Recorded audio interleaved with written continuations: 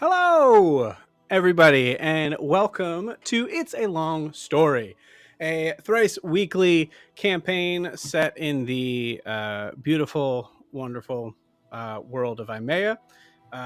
Currently, right in between, on the border between the North and the South. I am excited to see how tonight goes, or doesn't go. We'll see. I'm here with our amazing Tuesday night group, the New Moon. Everybody, take a look at your camera, wave, and say hi. Hi. Hello.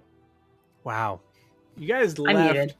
You guys left Fidget out to dry. I'm going to say that right now. You guys totally. I said it, unbelievable. but I was muted. I forgot to unmute myself, so that is on one me. time I unmute. No excuse. No excuse. You've done this long enough. No excuse. I'm saving all my energy for the role plays. I guess I get it. I've spent the last 5 minutes trying to roll this die to see if it was balanced or unbalanced, and I threw it in my water, forgetting you have to put salt in it. And I was like, "Oh damn, it hasn't rolled a 20." And the one time I was like, "I'll just fish it out," it sank to the bottom, completely forgot, and it rolled a 20. So I'm just staring at a 20 at the bottom of my cup. Love it. Just keep it there. That's now where it's supposed to. That's now where it lives. Awesome. Cool. All right. Anyways, yes, this is the Thursday campaign. This is beautiful world, South Imaea. We're here with the New Moon. We are about to jump in. I'll say in the meantime, if you guys want to work out in chat who's doing the recap while I go through the announcement stuff, that would be awesome. But just a couple of quick things up front for those who are new to the stream, or at least new to the stream over the past couple weeks. Let's see. First things first. A couple of campaigns are about to be underway moving forward once we collect enough people. So the first one, for those of you who have or have not seen the Candela Obscura playtest we did in a homebrew setting, is called Shadows of the North Shore. So it's designed in Massachusetts in the year 1901. We actually had a couple of players. Oh, I did it right the first time. We had a couple of players that were actually in that. So they did an amazing job. So first off, if you haven't seen it, go check it out. It's awesome. I think everybody did a really good job with it, especially if you're into the cosmic horror 1900s Edwardian era sort of stuff. It's a fun time.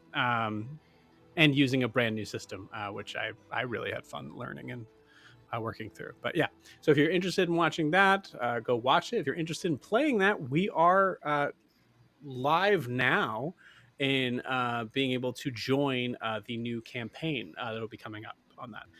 So I believe right now we have it set for Thursday nights. So if you are interested in that at all, I will be putting a link in the live chat for everybody to be able to take a look at that. Also, we are including a fourth campaign in our Imaean world. So if this is your first time watching, the way that the stream has worked for anything that is Tales of Imaea based, we are all in the same world at the same time. So all three parties are working through their specific or ambiguous, I guess, paths, adventures in the same world at the same time, consistently being bombarded with NPCs that interact with each other, a couple times getting PCs actually going back and forth, which is really fun. So that's kind of the design around this, and we're adding a fourth campaign to that. So that is called Tales of Imaea, the Isles. What was the islands? I made it the Isles because I think that sounds cooler. But it is the south of South Imaea run, where we're having 5 different islands. So if you're interested in the tropical sort of setting, very, very survival based, but also in a most likely there's going to be a lot of combat scenarios involving ships and other ships, maybe. If you're up for that or interested in that, or just want to know more about it, I'm going to include that link as well, so you'll see both of them on there as the Shadows of the North Shore, which is the Candela Obscura homebrew, and then Tales of Imaea, the Isles. on there. So go ahead and click those links once I put them up here to check them out, and feel free to ask me if you have any questions. Let's see. So there's that. I think that's it. We are now officially streaming on Twitch. I think I said that last week, but I will say it again. So for any of you who are more interested in Twitch and are watching on YouTube, you can go ahead and switch on over to that. It's the same setup. I believe it's a long story. I believe it's underscore TTRPG. I'll have to check to confirm on that. But yeah. And I think. Oh, one last thing I will say, and then we'll be able to get into this. I don't know if you guys know what next month is, but next month starts my favorite holiday because it starts at the beginning of October, which is Halloween. So we are running a we are I want to say this up front, we are not sponsored or in any way shape or form by them, but the Steinhardt's Guide to the Eldritch Hunt, which is a 5e module and setting that is very much designed around that Dark Souls, Bloodborne-esque sort of setup. So a lot of heavy dark fantasy elements, some a little bit of horror. Some cool dark new subclasses, new races, new weapons, trick weapons even. So a lot of really cool stuff. So if you're interested in joining in that, we're going to be running a drop-in, drop-out campaign, mini campaign running from what I assume to be probably at least till like the end of December. So if you're interested in that, Saturdays and Sundays are probably going to be running for that. I will send details as things progress. We're still waiting for Start Playing to approve that. So, but yeah, so that'll be coming out very soon. I think that is all of it. So let's go ahead and jump into our recap of where we left off. And I believe we have Fidget doing it. Awesome. So Fidget, take it away, please. All right. So we began last week after a mysterious elven woman took a stab at us and killed our orc captive and downed myself. Titian very quickly jumped to my aid, gave me some health, and tried to assess the situation. Unfortunately, I did not come back up immediately, and they were promptly surrounded by ravens. While this is happening, Bixelden is just going through the cart. Adim's kind of watching the perimeter, watching the ravens. And I took a visit to my patron, where I essentially bargained for my life again and received a watcher, someone to keep an eye on me, ergo my new raven friend. When I came back, we learned that the elven woman's name was Elian, or half elf, from Grifton in South Imaea, and she had a very unique energy to her that Aaron did not like and did not feel comfortable with, and promptly, well, we tried to keep her to stay / get her to go, and eventually she left. And then Riley came, brought us fruits, and took not Wilbur. Yeah. Walter. No. Walter. Took Walter. I wrote Wilbur. Took Walter back home, and we decided to travel down to the border of North and South Imaea to hit Nova Sol and catch a boat up to Darris Wharf. And that's where we are, approaching the border wall. Awesome. Very cool. So as we are getting ready to last we left off, we kind of left off like right at the like cusp of where we were seeing guards kind of approaching. I want to give us a little bit of space beforehand. It took like a 6-hour travel to be able to get to this area. So we'll kind of leave a space open for role play. And to be honest with you, role playing the plan that the group has to set things in motion. So you guys are running along. I'll say you're noticing that there is you're seeing the wall. So say you're probably at maybe I'd say you're probably maybe even still a half mile out. That's how big that wall is. But you're noticing in the distance that there seems to be a little bit of a dirt road that has appeared about, I'll say maybe about 200 feet from the wall. So yeah, we'll say take it away from there as you guys are running through the cart. So I imagine, Bixeldan, you're probably we actually kind of talked about this before of giving the ability to have Titian learn how to drive the cart, right? No, not Titian. Titian's on a steed, Okay. right? Because there was a conversation about Titian not being like not everyone trying to being able to fit in the cart. So Titian was just going to like take his like. That's where I was like going to do my find steed spell. Okay, so Bixeldan is not teaching anyone. Well, no, I will teach someone, but I think the more important question is, what is Titian's steed? Oh yeah, absolutely. We're gonna get to that in a second. I wanted to kind of paint the scene of the approach here, Okay. because that deserves an introduction for sure. If you want to teach me, I'll learn. Yeah, that's fine. I'll teach whoever wants to learn. Perfect, awesome. Well, That seems very accurate. where is the driving? Is it at the very front of the seat? Is it like a carriage where it's like the driver's up front? Because if it is, I would just start not metagaming, but think like maybe Ianthe. No. Like okay. Oh yeah, Ianthe, sure. I was saying you couldn't both ride the steed and then get on there. No, what I'm thinking is like if we had someone that could talk or someone that was good at talking up front, that sort of thing. But maybe I'm overthinking it. I mean, I would have Yeah, put. it's not that big of a cart. You could probably. Yeah, and I would have put controls where I could see most clearly because I'm not tall. Yeah, makes sense. So yeah, so we'll ask this actually just to kind of get a proper viewpoint because we're going to kind of like give an idea of like the scene that we see. So for Bixeldan, tell me where are the controls? I see, since we didn't have a lot of stuff to work with, I'd probably have like a stick or a staff as like my rudder basically for this.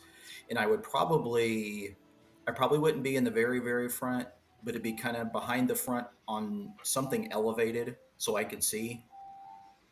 And I would basically be my little crow's nest basically and drive from that. Do you imagine it being like directly in the middle of this cart or like kind of probably more to the front still, not directly in the middle. Right, but I'm saying left or right. Oh, right in the middle. Right in the middle. Got it. Cool. Awesome. All right, cool. So we have just like this like odd little platform in the middle of the cart there, and we'll say it's like 2/3 of the way up. So it's closer to the front, but there's still some space in them. Yeah, because there'd be no consideration of what side of the road I would be on to drive, so it would be right in the middle. Sure, love it. Cool, awesome. So as we're looking at this scene, we're seeing a interesting depiction of Adim, our water genasi fighter. It's green and green in two probably very different shades. As your Bixeldan is kind of conversing on how to be able to run certain functions and probably maybe over explaining things. Yeah, so we'll take it from there because I would like here's what I'm going to say for Bixeldan. For a teaching check, I will allow two options. I will allow you to roll a d20 and add your charisma modifier for a straight roll, or I will allow you to roll a d20 and add your intelligence modifier for a disadvantage. And I'm saying this as a teacher. Charisma is important on being able to get your point across. As we learned last week, charisma is not my greatest suit, so right. I will probably go with the intelligence with disadvantage. Love it. Cool. Awesome. Oh, so get my character sheet. Yeah, go ahead and do that. And I'll tell you guys straight up how that's going to go. You're setting against the DC that Adim has to get to be able to understand the concept of this rigging on this, Got it. which will be a straight roll. There's no disadvantage on that. But yeah. So I just roll a d20, or Well, we want. I mean, for the fun of it, we want to know what they're rolling against. okay. It can't be more than 20, just so you know, unless you rolled a negative number. That's the only. No, my both rolls were garbage, so a 9. A 9. Okay, so 9's not terrible. I'll say for a Deem, you have to roll above an 11. Intelligence is not my strong suit, but let me see. I hit things and dodge. That's what I do. Let me see. Just d20. Okay. D20 plus your intelligence modifier, whatever that is. Again, so if it says again, just a d20. Yeah, no, I got 3. Okay, got it. Cool. So I got please role play that scene, how that's working out, because You're using your intelligence, so I can only imagine you're getting frustrated with the Deem going left when you say right and pulling when you say pushing, and a Deem is just not. He's honestly trying, and he looks just sad. Like, right. help. His first test of Lanza, which I will say, Bixeldan also rolled bad. So Bixeldan's not the greatest teacher, apparently. No, I'm probably using every technical word possible and nothing simple. Like, you have to use the rudder to activate the capacitor to go leeward. And my brow is just furrowed, and the sweat from it looks like I am truly a water generosity, but it's actually just sweat because I'm nervous and confused. And I was like, I don't understand why this goblin is yelling at me. I'm trying. That's so great. I'm just thinking, I'm going to have to draw pictures. Awesome. So as we move from the cart, I think we moved just from the cart itself over to the side right next to the cart as we see a Leonin atop a steed that I would like for you to explain. But I also want to kind of get an idea of. I imagine Titian is kind of leaning over, sort of just trying to maybe get a sense of what's going on. Yeah, Titian is he's on the outside of the cart, but he definitely he's very interested in what's going on in the inside of the cart. So he's definitely leaning. He's trying. Yeah, he's trying to talk really loud to be a part of whatever conversation. Yeah, sure. Yeah, sure. Yeah. Pictures. Yeah. And he's just trying to keep because he's he doesn't want to be outside of the group necessarily. But what you see is, and I'm going to send some pictures to the chat too to help out. Is you see still 2 legs running, keeping up with the cart, black and kind of peep shape with a long neck coming out of it,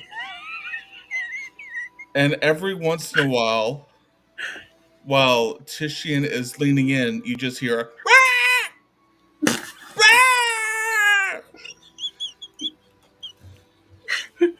as Titian's steed is a giant cassowaries by the name of Katta. Katta? Katta, yeah. Love it. Katta the cassowaries. Which I'm going to go ahead and put in the mid-game chat what that is. I'm just going to go ahead and do that. just to go ahead. So Titian is riding Katta the cassowaries. Love it. So, as you know, it's a giant. They're known as one of the most dangerous birds in the world currently. It is a bird that is flightless. I don't believe they have wings. I think they're just legs. Legs for days. I imagine it, Joe. You can correct me if you feel like I'm wrong. If Titian's 6'10", this thing's got to be 12 foot tall at least. Okay. 12, 13 feet tall. It's a giant cassowaries. It's depicted. It would be a large creature. So yeah, I'm sure. I love it. But yeah, this is Titian's steed that he is riding and keeping up step by step with the cart. Yeah. I just listened to what cassowaries sound like. Viewers, just look up what cassowary sounds like. I'm not even gonna try. He nailed it's it, didn't he? definitely He yeah, nailed yeah. it. It's definitely more mammal than bird as far as the sound goes. I'm not sure. I'm not sure if we should try to classify cassowaries. I think they're their own thing, and that own thing is pretty neat. That's what I'm going to say. They're pretty neat for sure. I'm saying the sound of them is definitely not like a bird's, not a caw or anything. That's so great. Yeah. Awesome. Cool. I have a backstory for it. We can talk about that later if we want to, but I'm good. I love it. That's my introduction. I'm amazing.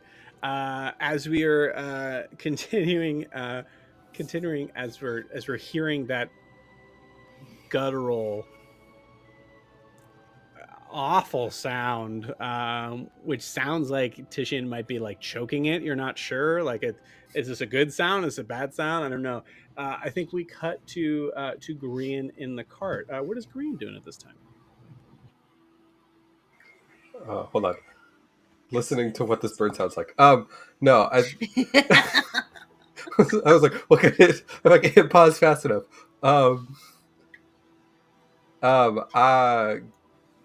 Green is probably riding on top of the cart. Like, I'm assuming there's probably like a little bar that the canvas sits on, just kind of taking the wind in his face. He can't fly for that long, but just kind of enjoying that. And probably as we approach the half-mile mark, just like out loud, that's a big fucking wall up there. Yes, I love it. And I think maybe at this point on cue, I think we have Aaron like kind of like poke their head out through the flaps, also looking up. What is Aaron doing right now?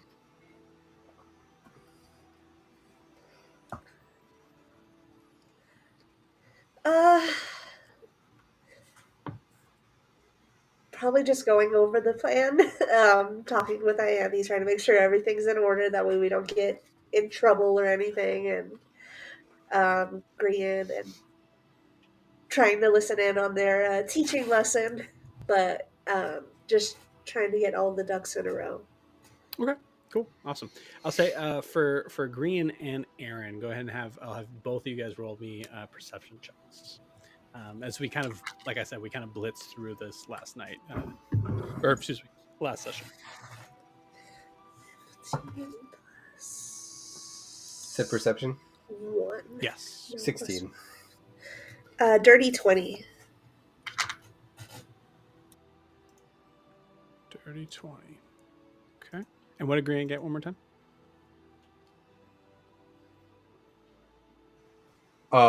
I got a 16. Stop listening to cassowaries. You gotta play the game, man.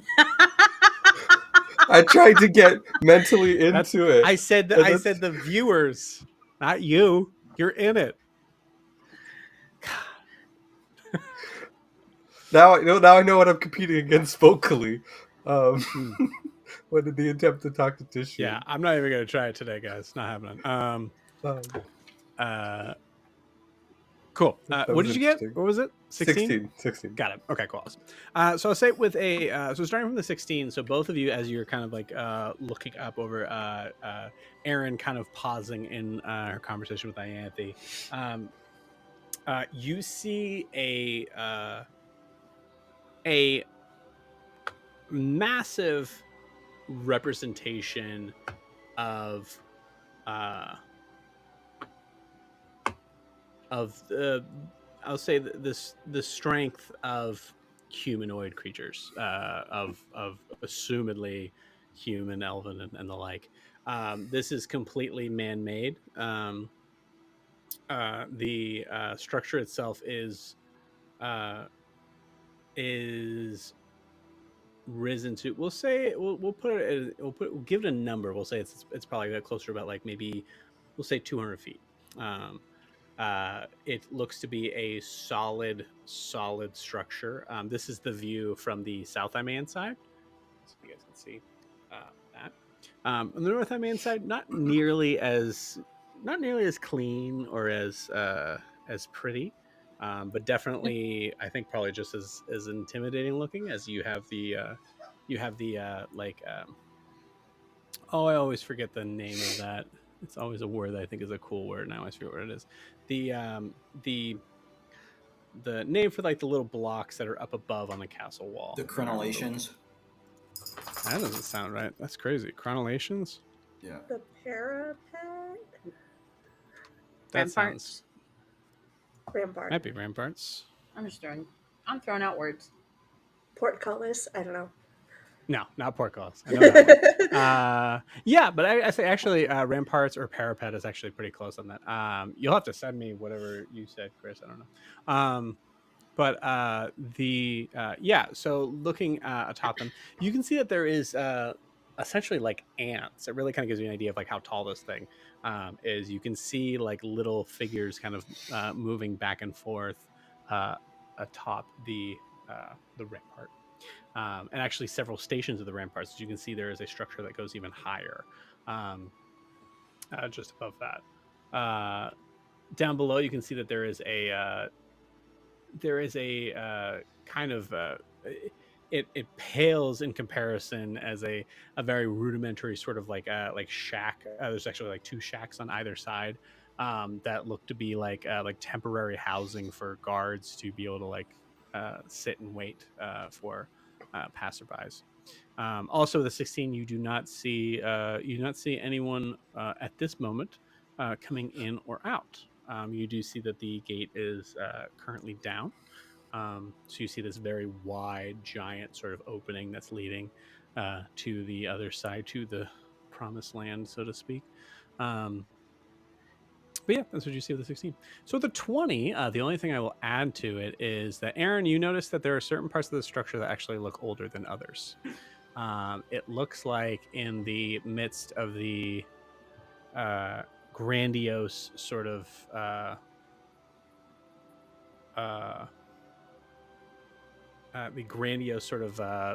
feeling of the structure becomes somewhat diminished when you recognize that it looks like this was most likely built a very long time ago and has only recently been updated. And I'll say recently as in the past 100 years, we'll say. I think you also notice that there are several little tiny black dots up in the ramparts. I would say with a dirty 20, you can count there's probably at least 20 people up there. Down below, you see that there is what look to be somewhere between 3 to 5. Once you guys get closer, it's going to end up being 5 guards that are stationed out front, which is a very good perception check on that. So you're kind of getting a pretty good idea of what you're walking into as far as population goes. So, cool. So we'll say with that, as you kind of like pull your head back down under the like sort of canvas sort of structure there, you turn your gaze down towards Ianthe, who is sitting on the closer to the back end of the cart. Your choice, Ianthe, either listening or actively involved in the conversation about it. But yeah, please tell me what Ianthe is doing at this moment. Definitely trying to take in details from Aaron, which is also what I'm doing with fidgets. I did want to try to talk to Gran if there's time. Yeah, there's time. Just check in on him. Just kind of nudge him with my foot. Hey. He's up on the roof, so you have to turn around and put your foot kick up. him. Yeah. Kick him. Okay, yeah, maybe I'll swing out and Titian, what the hell is that? It's cat. Kathy? No, it's cat. It's cat. Cat. Great. Yeah. The DM is hearing It's really subtle. every single time it's a different name. I told him I'm calling it Kathy. I love it. Kata. Cat. That's It's what I cat. Kata. Yeah, but Kata. Got it. Yeah, I love it. Yeah. But yeah. Yeah. So I'll climb up. What? What? I'm climbing on the roof. I'm not doing it. I'm Guys. sorry. I'm I've not also doing been it. I've been talking to Fidget because I'm trying to get details here. Okay.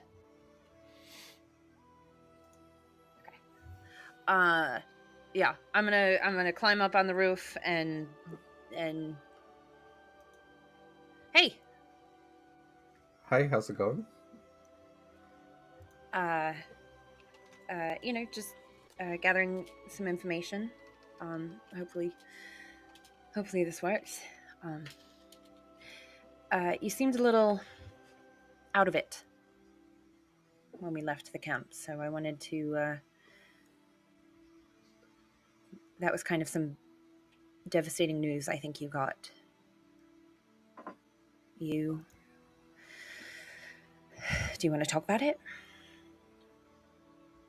I mean, there's not much really to talk about. I mean, I'm gonna have to find some other way or someone who can commune with the dead and figure that out.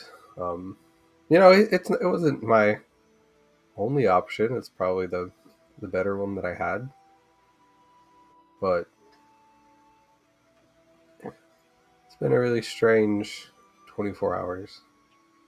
It's like learning that I'm gonna have to find a whole other route to find my way into Anilduin and find those parents, seeing the man who murdered my parents, the other sets of parents I had, within that same time span. It's a bit strange. Um, yeah, I think I'm just processing and just trying to figure out what my next steps are. I mean, obviously, like I'm here with you guys and we'll do what we need to, Right. but it's I mean, yeah. we'll help in any way that we can. I imagine there's a friend down underneath who could probably talk to the dead if we asked them to. Yeah, Maybe. I don't know. Yeah, I I don't don't know know. what they do. I think it's definitely a question to ask. They've kind of got that vibe going on, so we'll see what happens. But whether it's more Raven Queenie versus, like, I don't know, the underworld, I'm not entirely sure. But thanks for asking. I appreciate it. Just making sure.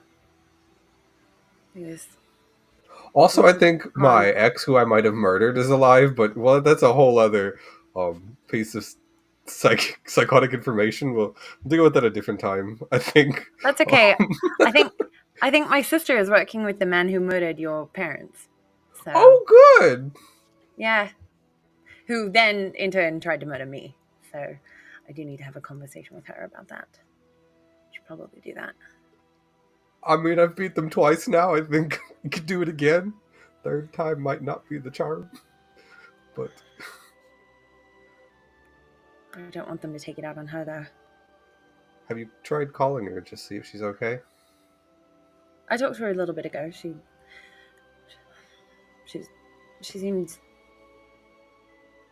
seems okay.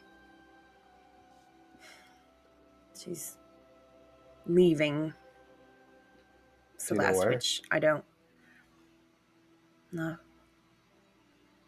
I wanted to stay. Last time she left, she nearly died, so I'd really rather she stayed put, but... I mean, you've nearly died a few times too, but you're doing okay, so I think she'll be okay too. Yeah, I guess you're right. And depending on the group, they might be better off than we are. I don't know. Yeah. We've never been apart like this before. It's weird. Like, we're better together. We're a good team, and now we're separated, and it's harder. You know? I wish I did. I don't really have anyone that close, but I've heard, that sisterly bond specifically can be really tight. So I can only imagine how strange you feel. I mean, it's been by my side my whole life. I don't know what it's like without. Well, now I do, but I'm having to figure out what it's like without her.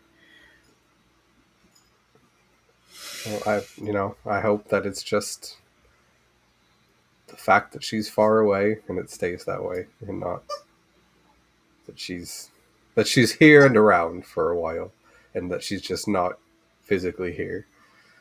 But you could still call her anytime, that. Yeah. I do like that. Right. And if anything, there might be someone down there who we can talk to about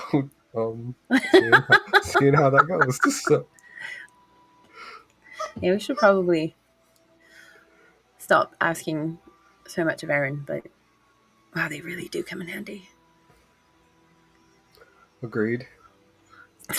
Speaking of which, and he'll kind of like lift up the thing. Did you find that letter yet? Did I find the letter? I'm sure I did. Cool. Yeah, I think you actually. I was gonna actually transition to that scene. Before I do, anyone who's squeaking the clown nose, if you could find a way to not do that, would be great during the roleplay. I was gonna say it sounds like a chicken. I think it's like, a turkey. No, it's a firework. Sorry. It's my husband's at home, so no, my husband's at home, so I have the dog and the cat, and the dog is. Oh, okay. Dog. That's it. Gotcha. All right. So yeah, I think a couple things happen. Ianthe, I didn't want to interrupt the role play, but Ianthe, when Green says, she'll probably be fine. You've been in scrapes before. I think your mind flashes to the last time you really saw your sister, which was I'll say the last time you came across your sister. So you see the depiction of her, kind of bedridden. Dried blood in places, and you see the arm that was like kind of contorted slightly. So I think you move away from that conversation still thinking about that. Aaron, I think Aaron, you're looking through your bag for like documents. I think there's a level that we've all experienced where you're like, what if I don't find it? So there's like the urge of like, okay, all right, I'm looking through the last possible place it could be, and you find it there, and I think. Can you tell me what it looks like, this letter? Very just a simple but ornate kind of parchment. Definitely expensive paper. And it's been neatly folded at the very bottom. Like it's been put down there to keep nice and then almost forgotten since what happened. But just at the very bottom of my sack, just neatly folded down there. Okay. So I say, as you're unfolding it and you're looking at it, I think you have a flashback to the first time you got it. What was the feeling you got when you received that letter? Relief, like a way out, but also fear of the unknown and of taking such a drastic change in my life, not knowing what will happen next.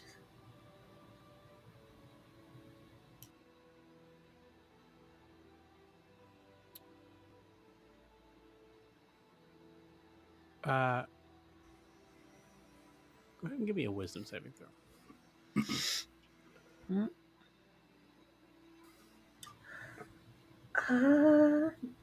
19. 19. Nice. You are holding the paper in your hands, and you're reading through from the trying to kind of look at it. I think at first in a level of like, can we pass this off as something that would get us into South Imaea? And you see the marks of like, I have a job for you.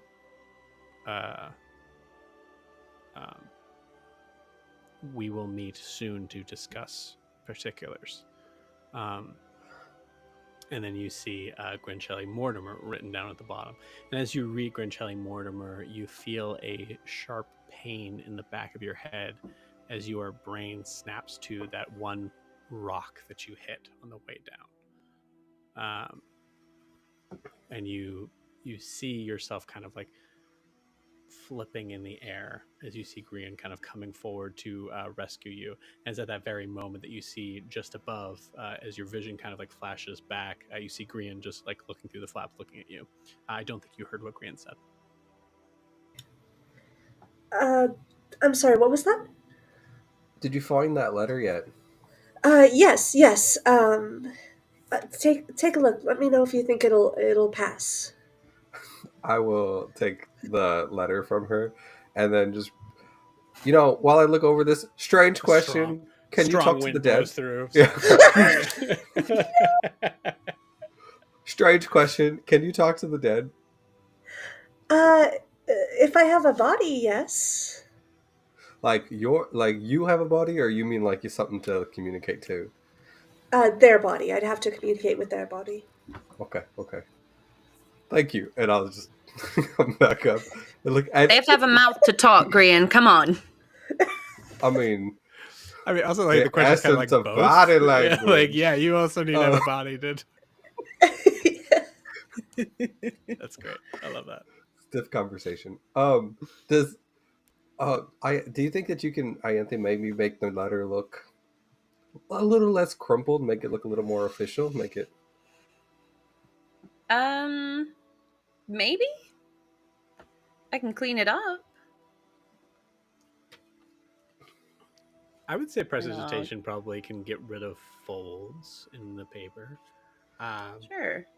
But I will say, so here's the question. Is that all you want to do, or do you want to try to imprint an official sort of look to this letter that is not there? Well, I can also make minor, not permanent edits, but I can make it look more official. Again, just sort of minor, but Sure. probably. If I do minor illusion, can I like futz with it a little bit? Yeah. Because I think prestidigitation just makes it look like back to its original versus making it It's look just clean. Right. Yeah. Right. Minor illusion only lasts for a minute. Rats. Well, prestidigitation it is. I was saying, if you wanted to try to, let's see, where would Ianthe know that type of stuff?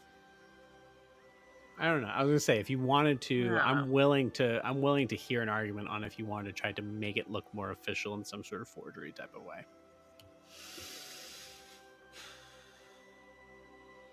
I'm trying to think of where I might have seen it.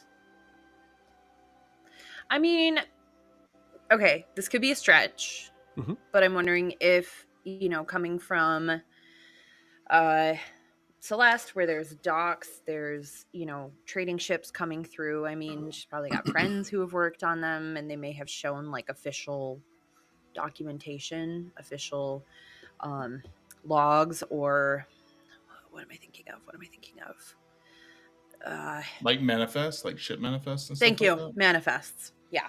Yeah. Okay. I'll say So go ahead and kind roll me a of D20. pulling 50-50 maybe some of chance the on naval. Okay. Come on, guys. We're going with this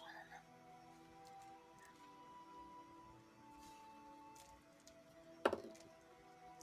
It's a 12. 12. Okay. Yeah, that beats the.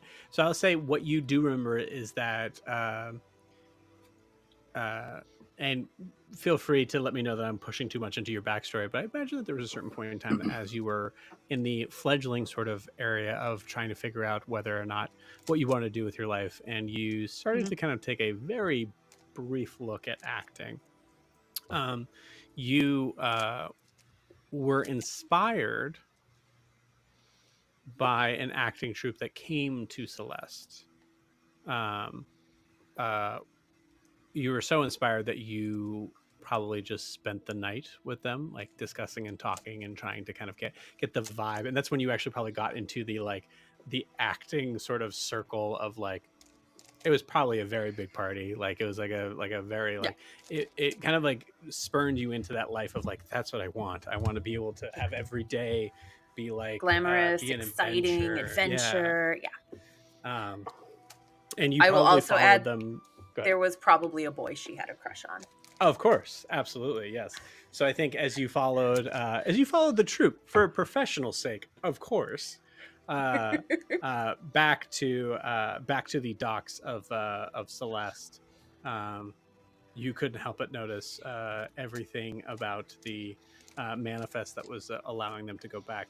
Maybe because there was a certain actor who was specifically having to sign his name on it, and you hadn't gotten his name yet. So yes, you have seen official looking documentation. Now, that was just to see if this role could be possible. Yeah. I will allow. We're pushing a little bit because I think it's typically sort of a sleight of hand thing, but I will allow a performance check on this.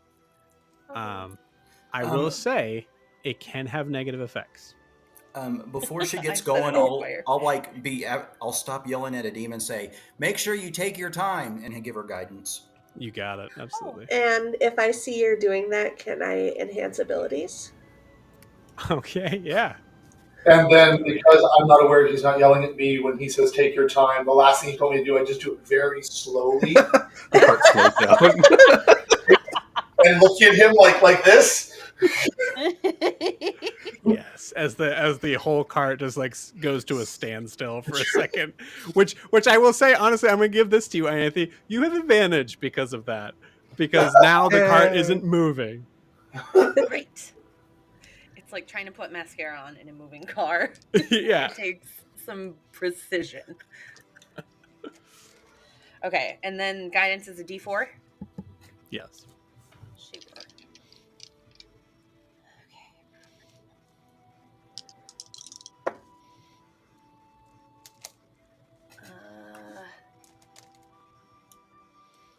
Can I use my inspiration die? What is it? Because they're both terrible. What does the enhanced abilities do again? It gives you advantage, so if you're already giving her gotcha, advantage, gotcha. then No. I will say that was the advantage. Forget what I said. Okay. I mean, that happens. Can I use my inspiration die for one of these? Because they both are horrible. You can. I will allow it, even though I think it's been a day since then, but I'll allow it. Oh, it has been 24 hours in game, so we're getting close to it. We're getting close to it, but no, I will say it's. I'll use it now.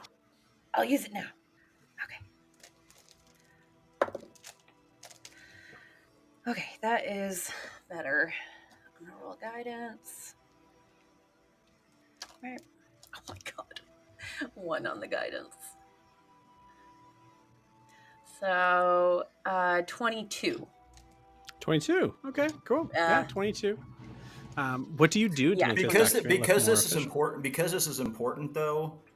I'm going to hear, but make sure you write neatly, and I'm going to flash genius at her to add 5. Love it. 27. Love it. We're a very supportive group. I like this. Thanks, guys. So please, yeah, what a great group support role. So Anthony, tell me how you make this letter look more like a document. So I definitely want to add some sort of seal on the bottom, like an embossed, or like the look of an embossed, like it's been notarized. Okay. And maybe add like a fancy signature that's very scrolly, so you can't really read what it says. Awesome. Okay. You want to have the fancy writing over the signature of Grinchelli? No, I want, sorry, not a signature. I just want it to have like very fancy scrolly writing, so so you can't really Okay. read what it says. Gotcha. So say that there's certain points where you see like, let's say if it's like written in shorthand cursive, you're just like adding like maybe- little tails to maybe- things. Yeah, maybe intentionally making legible like important mission, have a job. Love it. Cool. Awesome. So let's say, I mean, the easiest way to say as far as like where you would get the wax from would be like some sort of like candle in your bag. Does the let's say, does that candle have any sort of significance to you? I know that's a stretch, so you can always say no.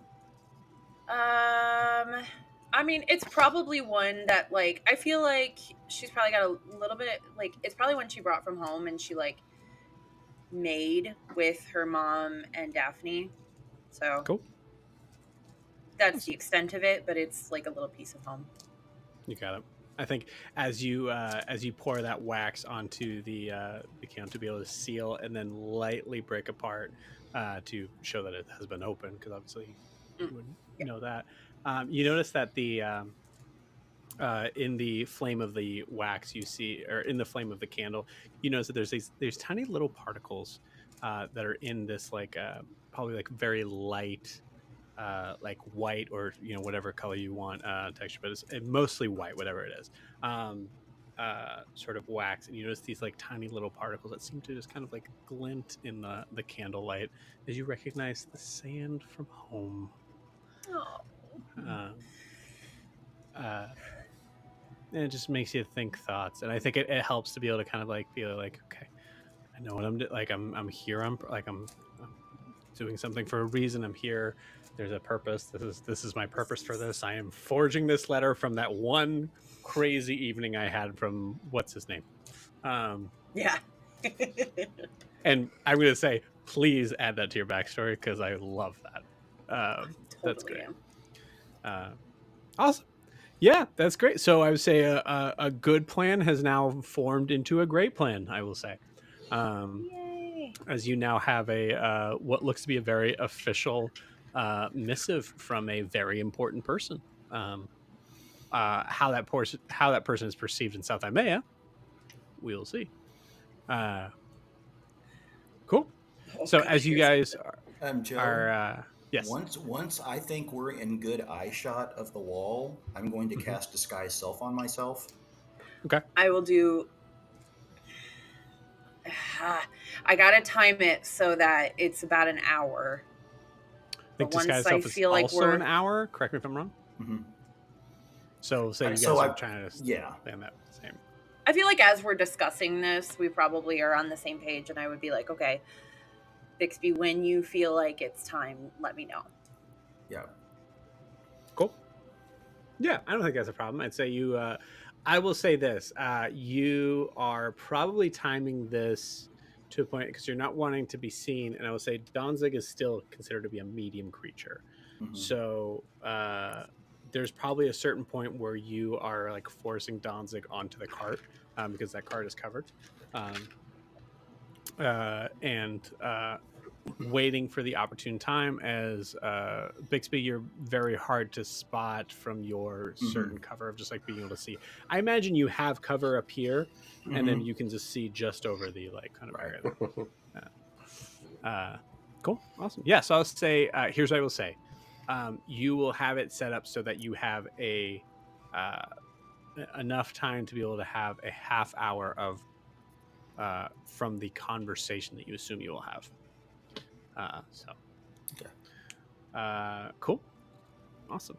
All right, so as you guys are getting closer, is there anything else anyone would like to do?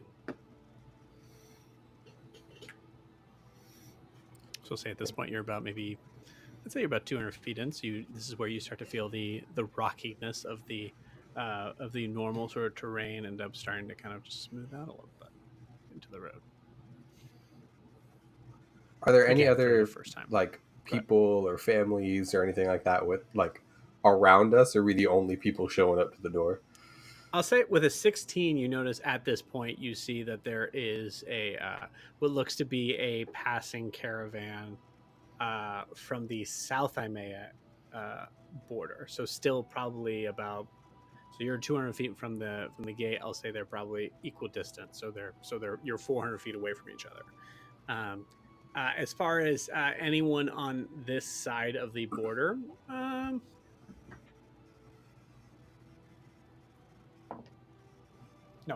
you don't see anyone. I rolled a nat one, so no, you do not see anyone. Joe, I don't know if you'd allow me one other thing. Is we were getting about, I'd say once we felt we were about 10 minutes away, I would also like to start ritually casting Detect Magic. Okay. Because if there's any kind of like magical barrier, I don't want to get surprised by it. Love it. Cool. Awesome.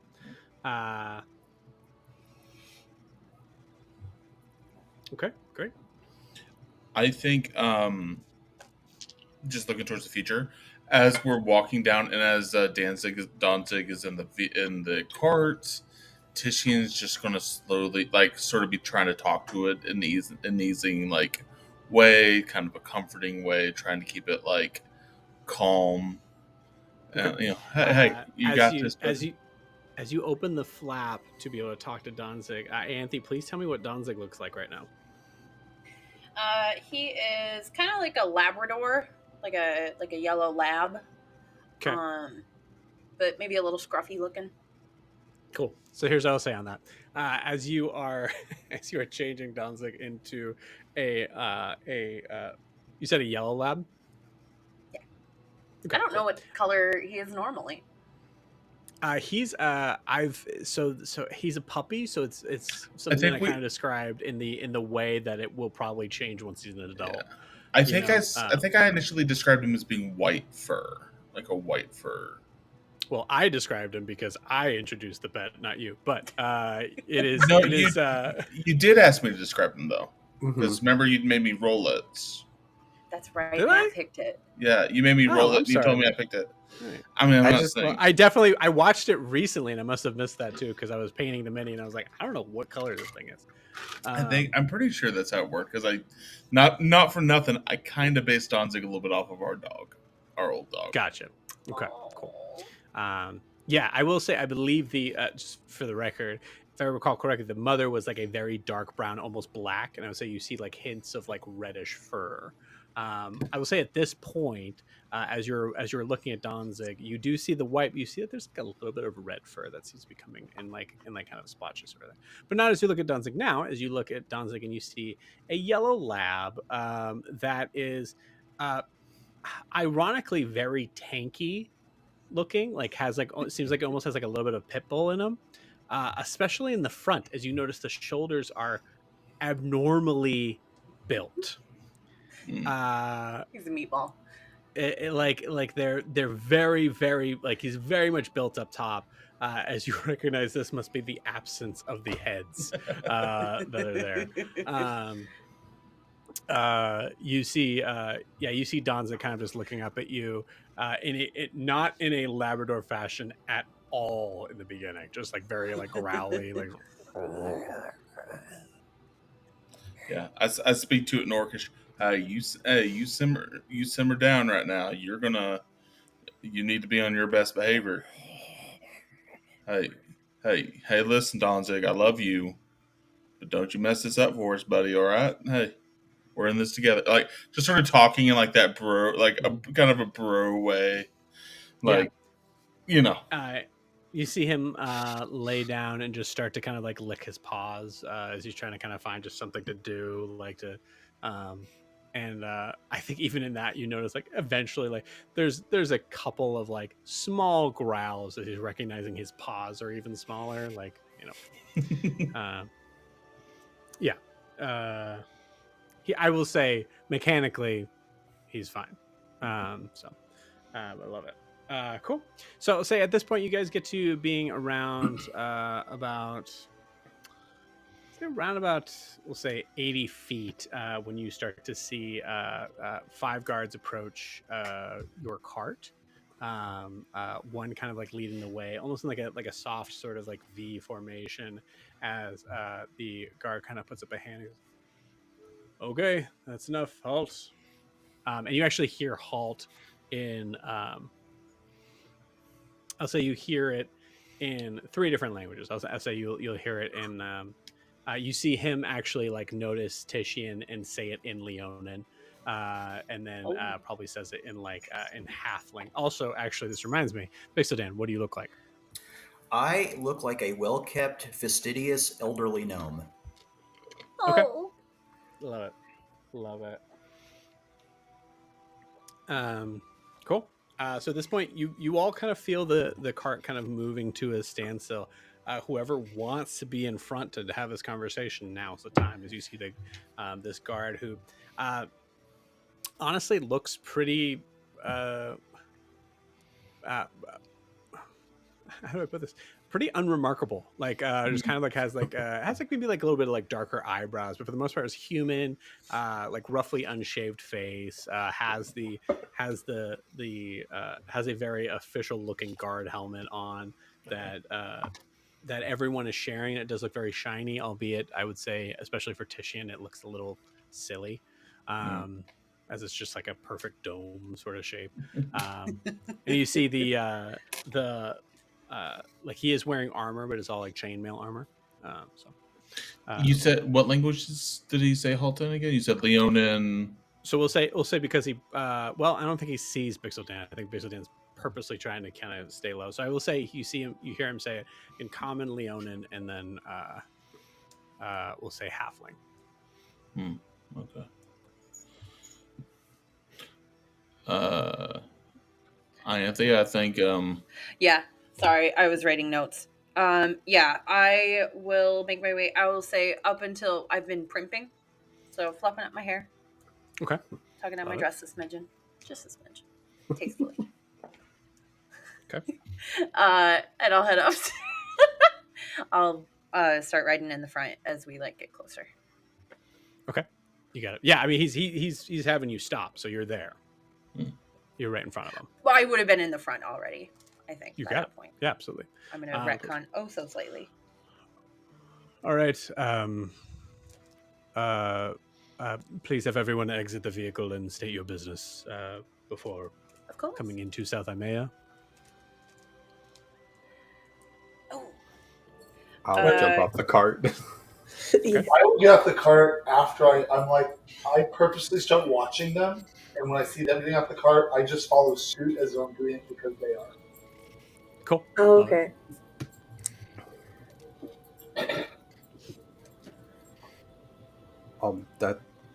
We're here on official business. I think she has Yes. the letter. Yeah. We have been dispatched on a mission of utmost importance by You see them start to surround your cart. by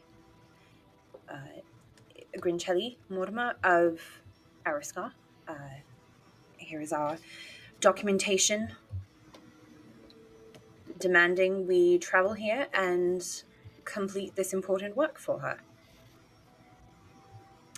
Takes the pamphlet, takes the letter and looks at it. Can I, when the name Gwencelli Mortimer is mentioned, is there a way to roll an insight check to see what his what he feels like though?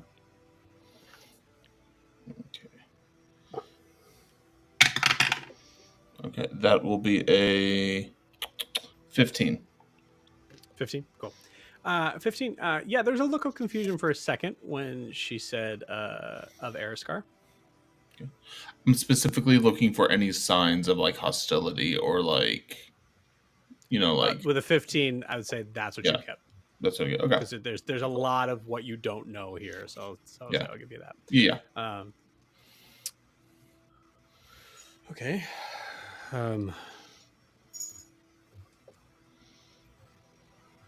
Let's see.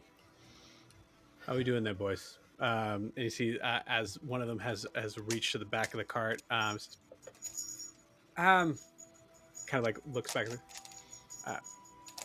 Can someone get their dog? Oh, the cart, please. Oh, I'll grab him. I know where. All right. Titian will jump down off of Kath at the cassowary and tie her to the cart for a short period of time, and then he'll just go over and I guess he'll fashion a little bit of a leash out of a length of rope and just lead Gonzig outside for a short period of time, outside of the cart. Okay. All right. I mean, so you're not taking him away. Like, you're going to just keep him in the... Yeah. Yeah, I'm just going to keep him right there. Right. I mean, like, there's no... Like, I don't want them to feel like I'm walking away from the situation. Like, I'm just like, you want him outside, right? Like, that's what you wanted. Yeah, I was supposed to check the cot, so... Yeah, no, yeah, hey, feel free to check it. Check out this dog, though. Purebred, you know what I'm saying? Awesome dog. Great breed. At that moment, you hear it. Personality leaves a little bit desired, but that's because they're a champion. Very loyal. Okay. All right. You can clearly see. No insight check needed. Terrified of dogs, this guard. Walks into the cart, just like kind of like looks up and just kind of goes around. You guys don't really have a lot of stuff, right? So you just have pretty much like No, your it's like not really. knapsacks, things like that. Yeah, just standard. Yeah. I will probably say that we made the point to remove the cages before we left. Of So, course. Yeah. I think you guys said that actually. So yeah. Cool. You see him. I'll say, Tishy, from your perspective, you see him like kind of like grab the lever that's like kind of in the middle. Let's go. Oh, So what is this for, like stability's sake, or? And you see him actually move it. Oh, don't do that. Hey, push that back. Oh, okay. Just forward like don't, this. Yeah, no. You see it No. start to kind of move backwards to it. Oh, Please do not touch the lever. That is how you steer the device. Understands how to steer Okay. the device a little bit more. Oh, that's what I missed.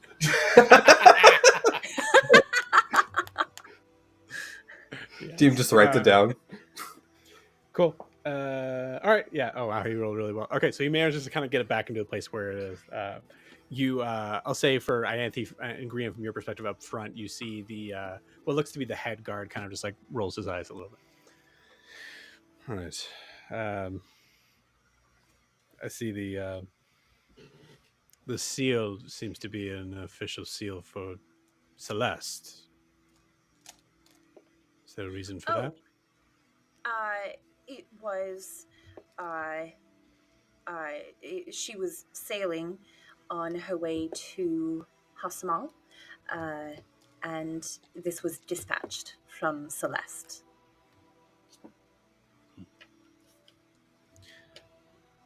And are you this Aaron? Yes. I see. Okay. Well, he's looking down. Can I start to make my dress glow a little bit? Just a sure, little if you bit. want to. Yeah. Okay. It's like daylight, right? Yeah, it is. I'm hoping maybe I can situate myself where it, like, I want it to glow, but I'm hoping it just kind of looks like it's like the sun kind of reflecting. Like hits it, yeah. Okay, I'll say go ahead and roll me a deception check for that. Okay. With advantage, because I've got my aura going. Yeah, I guess technically, right? Yeah. Okay, Dicey's, come on, guys. It's time to start rolling 20s.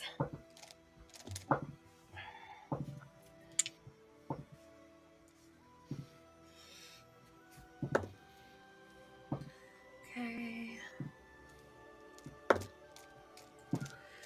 That is a 18. 18. Okay, cool. Yeah. I would also, once again, like to kind of aim a light beam to hit her to make her a little more glowy, and then flash genius at her again. I would say that's going to be a separate deception check to do that. I'm trying to make to flash genius. I'm just trying to mechanically make it make sense. So. Yeah, that's true. It is technically a skill. I'll allow it. That's fine. Okay. So add 5. So 23. Okay, cool. Yeah, with a 23, you do not.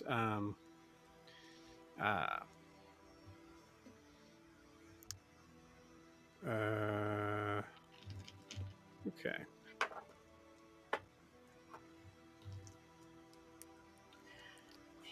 Yeah. Cool. You see You see the we'll call him the captain for this. Captain kind of just looks at you. And goes, understood. That makes sense. Here's your missive back. Thank you. Well, that explains why you're here. This is these are my party of bodyguards. As you can see, I'm not much of a fighter, unlike yourself. I don't have the strength to defend myself, so I've hired them to protect me while I complete this mission. You rolled a 23 on deception, correct? Yes, I did. You got it. Okay, cool. He goes, all right, I understand that. Be it as it may, in the light of protection of oneself, I will say for your Leonin friend back there, it is clear your bird is of a magical nature that is strictly prohibited in certain areas, if I may. So, if you would be so kind, sir, as to dismiss your spell. Oh dear. I'm sorry. What was that? Your Name is Cat. bird? Name is Cat. Yes. Yes. Keta. Name is Cat. It is clearly a form of a conjuration of magic. Yeah. That is fine for the wildlands, but here in South Imaea, it is strictly prohibited, except for certain resources available, especially in most civilized cities. Oh, okay. All right. Looks at Ianthe and says, kind of under his breath, "We don't need magic to protect ourselves here." I had heard that you value physical traits, and I'm like, I'm gonna like grab his arm. You gonna do the walkout thing? Yeah. Love it. Awesome. One that I've sadly never learned myself. So I can definitely understand the appreciation for strength. Yes. Strength is what we have. Yes. Looks back at the dude who is looking in the back of the cart, and I will say, at this point, it is clear that this cart is moving forward by some sort of mechanical means. Technically magical means as well. So I will say they're gonna do an investigation check on the wow. They would do an investigation check on the undercarriage of this cart, but I rolled another nat one. Okay, you're done for that. So I will say in the maybe like the they're kind of a little standoffish because the cart moved on its own. I will say, even with a nat one, the guard does go. This cart does seem to move forward on its own. Is that by some form of magic, or No, someone not shed at all. light on It's our brilliant friend here put it together using, I believe he called it science. It's a new sort of study, not necessarily magic. He used these gears and levers and put it all together himself, but no magic is required to run it. It's remarkable, really. This science hasn't happened to have come from Eriskar, has it? No, it's from Celeste, I believe, is where it originated. Interesting. Is that true? No. It's an amalgamation of technology from areas such as Celeste, Dare's Wharf, and other areas in North Imaea where we are able to channel kinetic energy into a capacitor, which allows us to store this energy to transfer into kinetic energy, which allows to propel the cart. See? He's utterly brilliant. I don't know what we'd do without him. I would like you to roll me a deception check, Pixel Dan. Oh no! Can I have given him advantage by jumping in and saying he's very no, smart? not for this. I will say it is low stakes. It's low stakes. It's a 9. I'm going to flash my own genius to myself and give myself a 14. Gross. Pixelden, wait Not until on we're this at the channel, end. you're not. You're gonna get us demonetized. Like we're monetized. All right. I know. Well, we're not now. Was I corrected that a 9? A 14 after I flash genius. 14? Okay, cool. Awesome. Awesome. So yeah, I think for the time you see the guards kind of looking you over, Bixton, I think you can tell with a 14 he does not believe you. And I'm trying to think of whether or not he would say anything about it. Yeah, let's roleplay it. That is quite the Eriscarian accent you have for someone who has never seemed to have learned in Eriscar. I am originally from Eriscar, however, I traveled all did. about North Imaea. All I heard was North Imaea. Did everyone else hear that? Well, Yeah. Was it just me? Oh, crap. oh. No, I heard it. I heard it. Oh, I thought you were role playing as the guard and just being Yeah. I like, thought I was like, too. damn, okay. I was like, okay, we already got an ally. Let's go. Yeah. No, I said I'm originally from Eriscar, but I've traveled all over North Imaea. Okay, cool. Awesome. I was checking the stream just to see if it showed up on there. It might be just me. That's fine. I'll say when we get out of the, I'm so sorry to make you do this, but I'll say when we get out of this scene, if you can, although I can hear you now, so it might be fine. It might just be me, so forget it. Cool. I thought as much. This science, and looks over at Ianthe, that was spoken of as, yes, very, very well known in South Imaea. Oh, I of wish course. you good luck in learning more about the science that we've already discovered. Well, that's why I've included him as a part of my group. I need someone to learn from the genius of South Imaea so that we can bring it back to the wildlands in the north. Don't want to give them too much of a head start.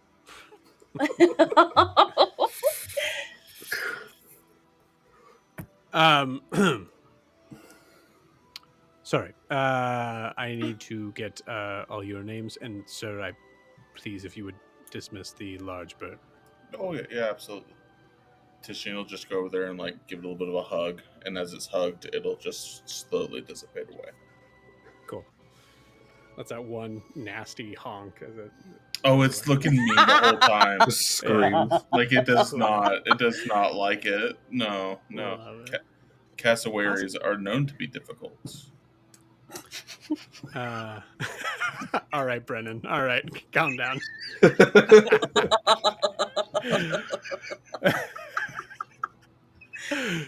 All right, so the captain kind of pulls out a list. Goes, all right, just for the record, this is highly irregular. You are all supposed to have some certain pass that would allow you in.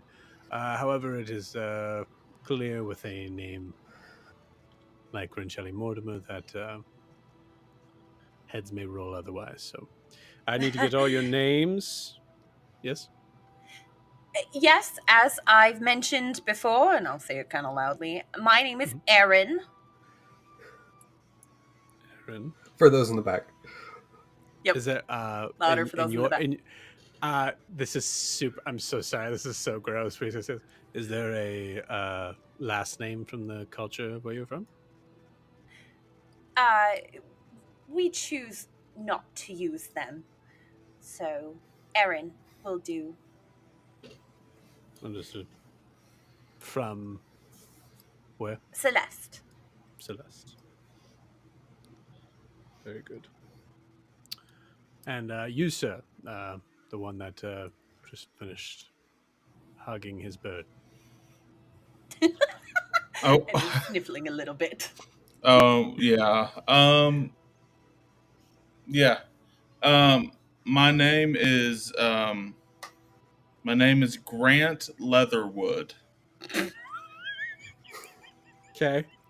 I'm gonna say every time, because Ianthe's already made her check on this. Every time it's gonna be a deception check, Oh, I Make it hard. just to make sure. fuck, I don't want to screw this up for the rest of the party. Although it is funny to me. I do love Grant Leatherwood, but you're gonna have Well, to roll a deception no, check every time. this is why. I mean, every time or just this one time. Just as one time for the Just guys this who one let you through. But everyone all- would if they were. Yeah. Chad would have been better. Chad. The only reason why I really thought of it was because I don't know. Titian's putting it out there. I don't know if like Titian thinks Ianthe is doing a fake name because she thinks it's smart to do a fake name. Like he's trying to put that together. Like, oh, Right. should we all be doing fake names or not? Sure. That's and I really would where say- it's coming from. I think, Yeah, and I absolutely. think for that reason, like, yeah, I think he'll do that. He'll go with Grant Leatherwood. Got it. Go ahead and roll me a deception check. Oh boy. Sorry, y'all. You're okay. You're okay. All right, with deception. 16. 16. Okay. All right. See him write down the name, kind of raise one eyebrow up at you. Finish writing it. Grant Leatherwood. Mm-hmm. Yeah. From? I'm from Never mind. what? Well, what do you think? No, I'm from Hall Small. Of the Leatherwoods of Hall Small. That's where I'm from. Understood. Yes. Thank you, Grant. Yeah. You, sir.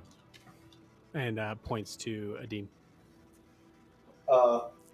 In a relatively not too thick but primordial accent, like name, Albad. Abad. And I should need a deception check because it's my last name. Oh, Abad. Okay. Love it. Okay, cool. Yeah. Love that. Is there another name? This Is is that name. your first name? This is name, Albad. What? And I start looking confused. Like, name? Yes? Cool. Yeah. Yeah. Which would technically track because Ianthe said her name was Erin, and they don't use last names in their culture. So Yeah, I mean, I would Yeah. say It's beautiful. I would say Jack is riding the razor's edge. I will fully acknowledge that and let that pass. He's technically right, which is the best kind of right. Mm-hmm. Relative truth. Albar, where are you from originally? From? Noria? Water. Swim. Noria. You're a long way from home. Yes. And I look honestly disgruntled when he says that. There is no lie. Okay, yeah, that's fair. Yeah. Very good. All right. You, sir.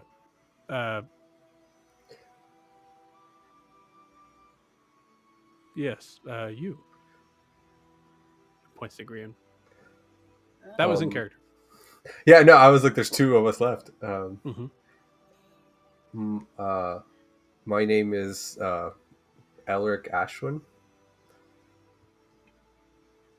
Yeah, we get some Ulrich. good fake names. Ashwin.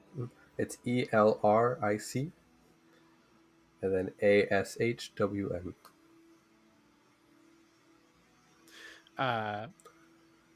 You see him walk over to you with the list and says, and gets really close to you and goes, did I spell that right? And as he leans into it, he leans the paper into you. You see above that on Grant Leatherwood, you see a note that says clearly not true. Oh no. And I'll say under your name, you notice that he's written in tiny little letters. Do we need to take care of this Leonin? I will say nope, I don't see a problem with the spelling of my name. It's exactly how it was named after my adoptive father. But no, I don't see any problems with how you spelled that. All right. Please roll me a deception check with advantage. And I'm not going to tell you why. Because he's good looking. All right, I told you why. Nah. 15. 15? Okay. Yeah.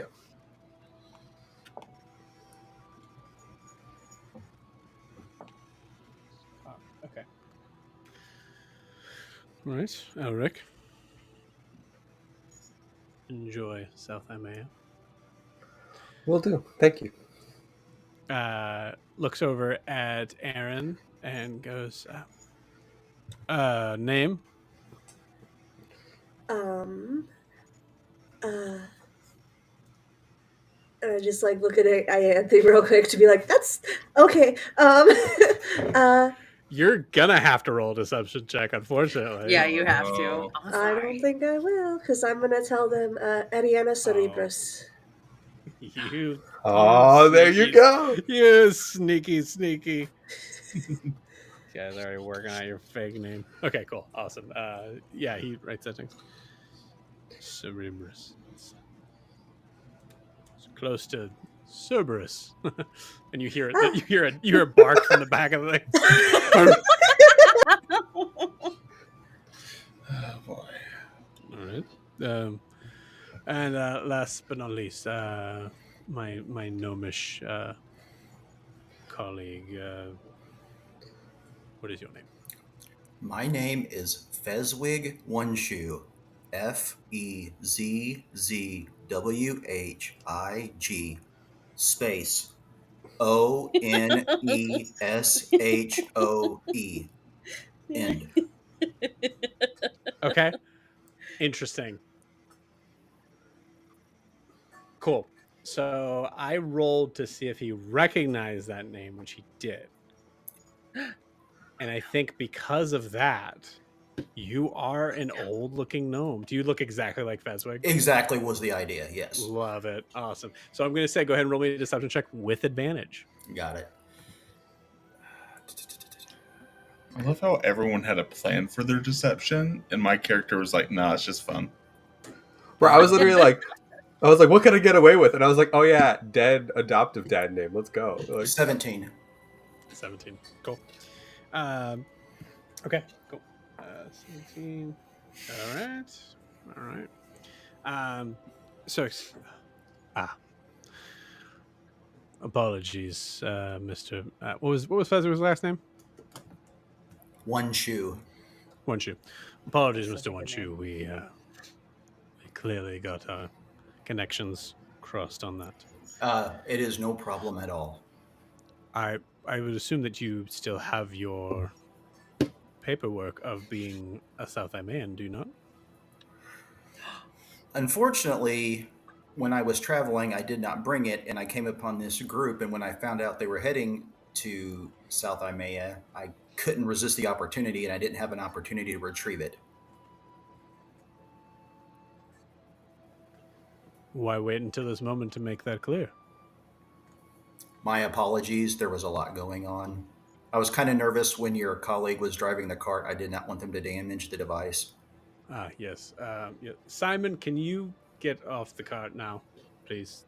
Thank you. And you see Simon is actually like holding onto the back of the cart because I think that's also where Danzig is, like on the ground, right? And you can see he's just kind of staring down.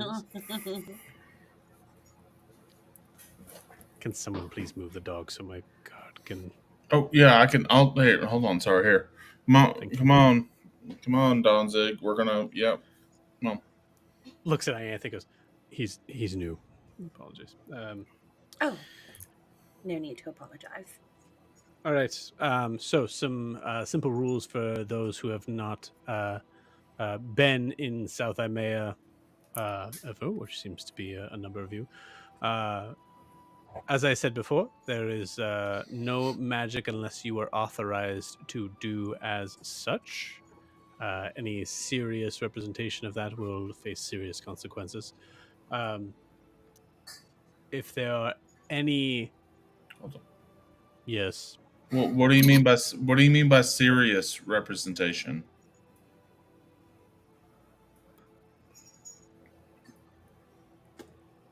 any forms of conjuration or violent acts involving magic would be strictly prohibited. If you wish to make the tavern windows fly open, by all means. Okay. Thank you.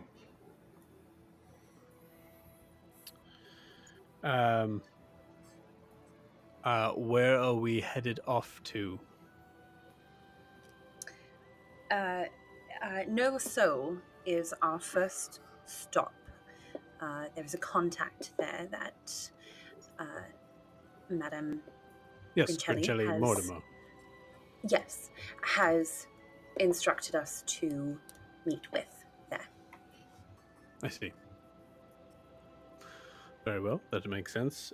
You'll probably want to stop by Grifton on the way down, as you'll be able to regain supplies that it seems that you are unfortunately in very much need of. It's been quite the long journey. We've it been on the road seems. for some time, so yes, a stop in Grifton was very much part of the plan. But Nova Soul is our ultimate destination for now. Very good. Can I just ask, is there any folk that you don't take, or that you would count as outlawed here, like Owlin or Aarakocra No, or South anything? Imaea is Just so very that- accepting of all races. So if they were to like fly around, that wouldn't be anything too crazy. That wouldn't. No, we have a couple of Aarakocran families here or there. Yes, Okay. we are very accepting of looks over at Titian, of all shapes and sizes. I am delighted to hear that. In the wildlands, there's always someone you have to look out for. So it'll be wonderful to escape to the safety of civilization. Yes, of course. I don't. I haven't spent much time in the wildlands, but obviously, any civilized races, of course, bugbears, goblins, things like that. I don't know how it works in the wildlands, but clearly, good. Okay, you're laughing. Great. Barbarians, sure if that was part of the all of question. them. Of course, yes. They'll Absolutely. just as quickly bite your head off as ask your name. So Absolutely.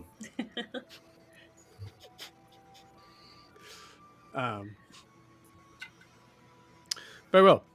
All of it seems to be in order. We will let you pass presently. I'm going to say, if you do not mind waiting here as we have another cart that's passing through, and Mr. Leatherwood, if you could come with me for a second. Sure. Hold on. Gran, do you mind taking the dog? Or no, not Gran. Hold on. Sorry, what was your name? I'll allow it. That was Matt Fuck. being dumb. That was me being dumb. I'm going to say this: you guys get one. Get one. No matter who, God no damn matter it. who else it is, the next one. Can I ask a question Write it down, because I write it didn't down hear now. it well? What did Aaron say her name was? Yeah. Yeah. Ariana Cerebrus. Can you put it in chat?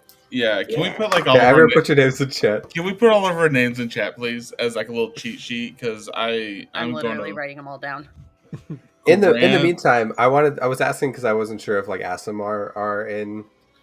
Yes, South Imaea? totally fine. Yeah. So okay. Totally fine. Yep. All right. Can we just we'll just gonna ask I got Albar. Hey, Elric, do you mind taking hold of the dog here for a little bit?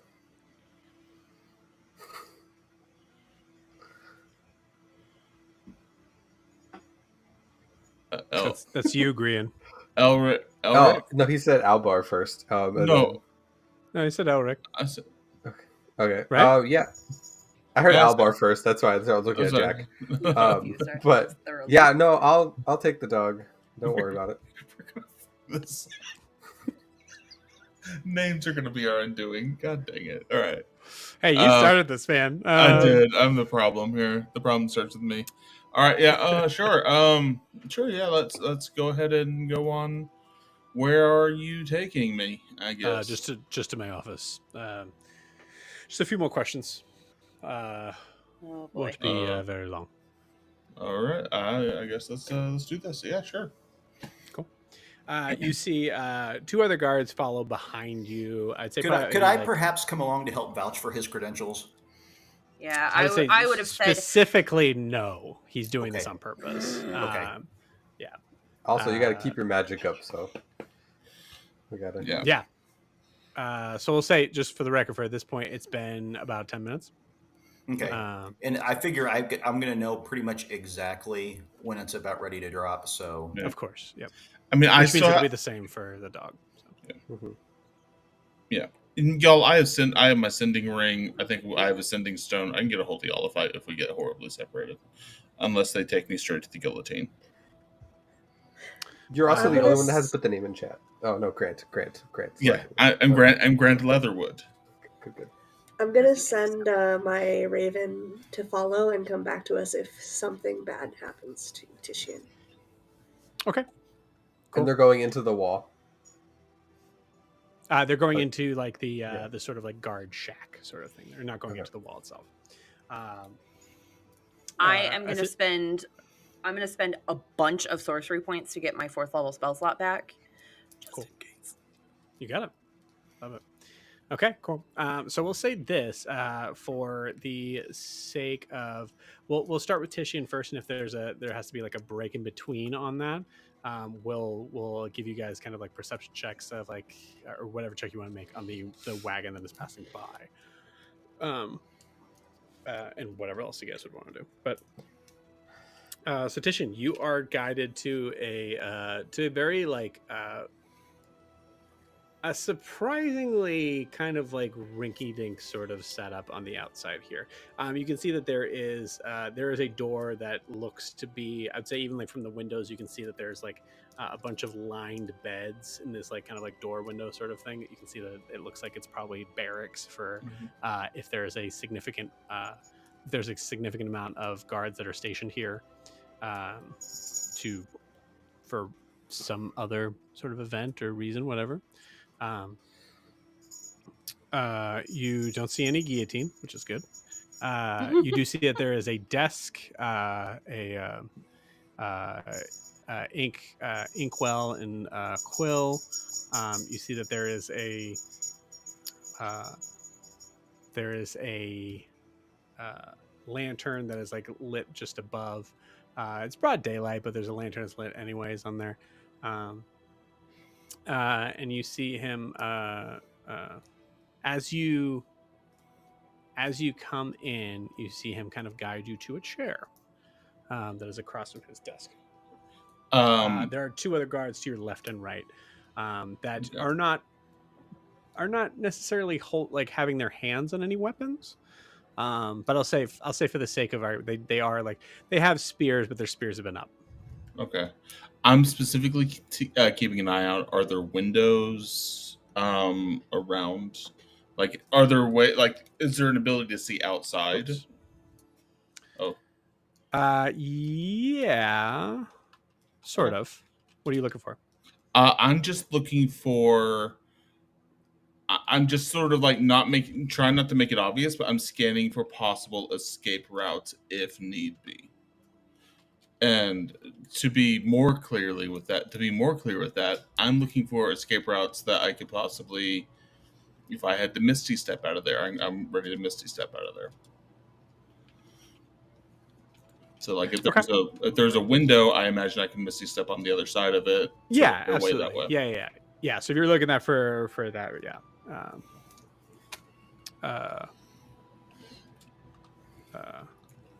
Cool. I'm just giving some information to someone in chat asking about the links. So hopefully that made sense. Cool. So as you actually a couple things will happen in the background of this, but you see, yeah, so he kind of like he offers for you to sit, but you feel 2 guards posted. You feel like you're definitely feeling outnumbered. As far as how powerful these guards are is hard to tell. I'd say the captain looks to be probably a little bit more well versed than the other ones. I will say notably Simon is not in this group. So the other two do look like they're probably relatively decently trained guards, not newbies or anything. Okay. So yeah, Okay. you guys have a seat. Sure. Well, first things first, I'm going to give you another chance to tell me what your real name is. I'm sorry. I know that your name is not Grant Leatherwood. For one, I don't know a single Leonin that has that simple of a name. But two, I can tell when I'm being lied to. So again, I will not ask a third time. Mm-hmm. Please answer. And how many Leonin do you know? Is it my understanding that you are refusing to answer the question? No, I'm just wondering how many Leonin you've met before. Please answer the question.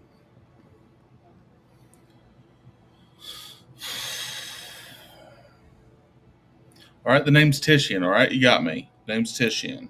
Chiron. There. Why were you hesitant to use your real name? Do you know how many Leonin do you know? A few.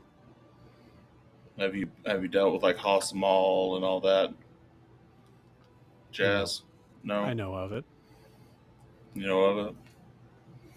Have you ever heard of a Leonin by the name of they call the Bastaire? The Bastier? Yeah. No, I did not recall that name.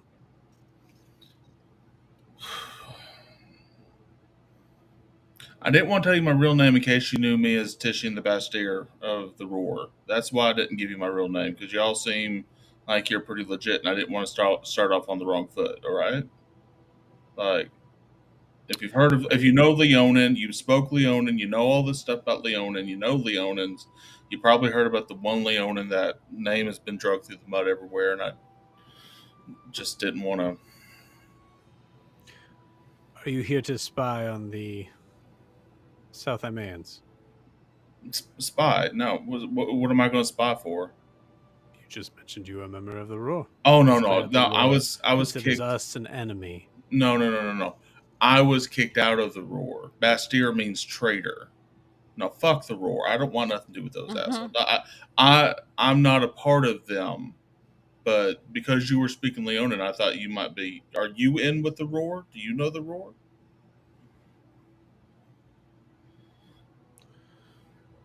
You speak with a different candor in regards to your own kind. Tell me, why be so turncoat with your own people? I'm not a turncoat. They're the ones that gave me that label. I'm not. It's not a label I've earned. That's a label that they've given me. No, they're heartless. The Roar is just a machine that destroys and eats, and I'm just refuse to be a part of it. And because of that, because I've seen what they can do and won't be quiet about it, I'm no longer welcomed at Hossamal, and I'm labeled a traitor, and I just want nothing to do with them. Like they're just the worst. Okay.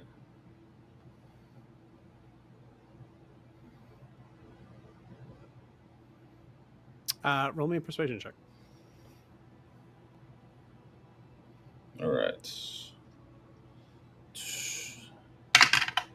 All right. Persuasion is a +7. That'll be a 23. Okay, cool. The 23, you see the captain kind of just soften slightly and just kind of like lean back in his chair a little bit.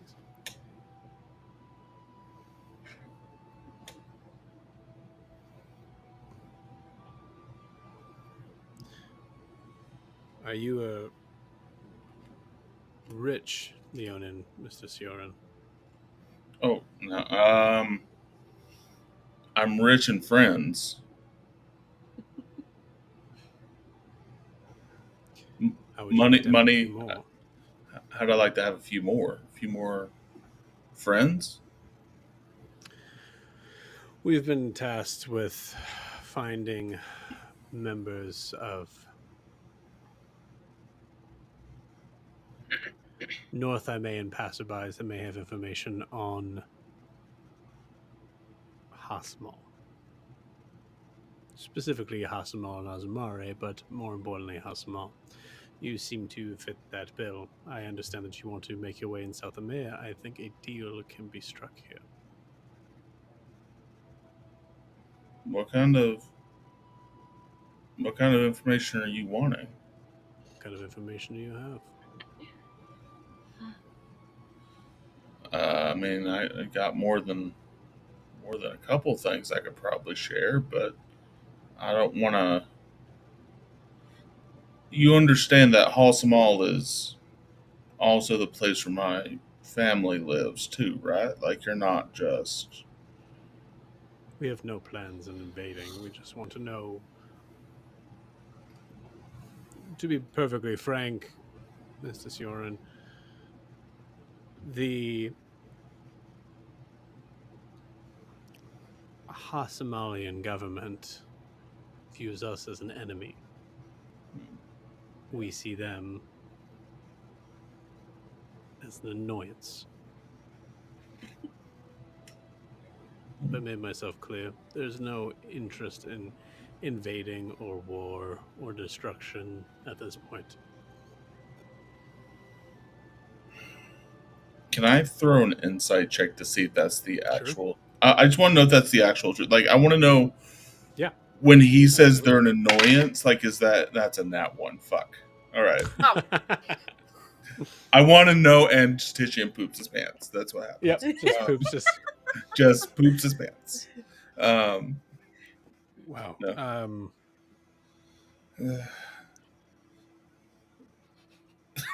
Sorry. Oh. No. I mean, I can.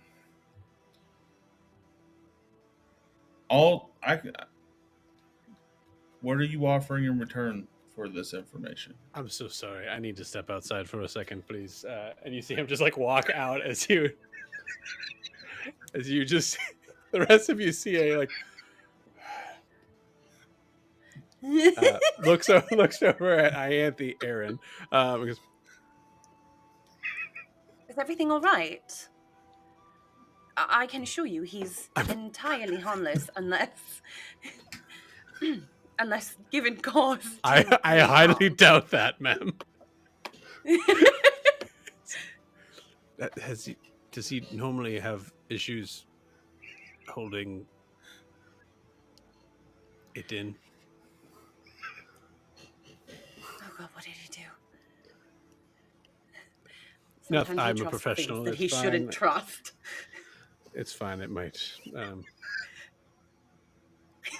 It's fine. I will be out momentarily.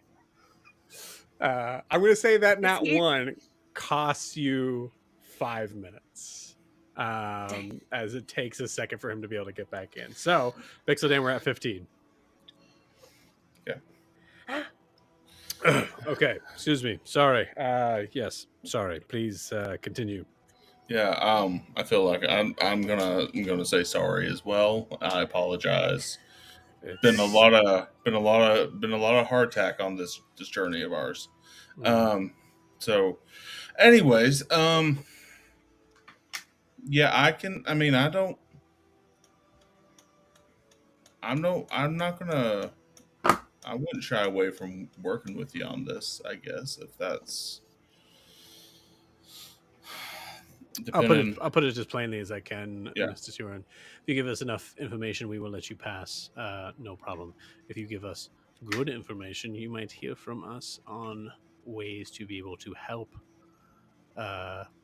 benefit the king as well as yourself. I think I got some information I could share.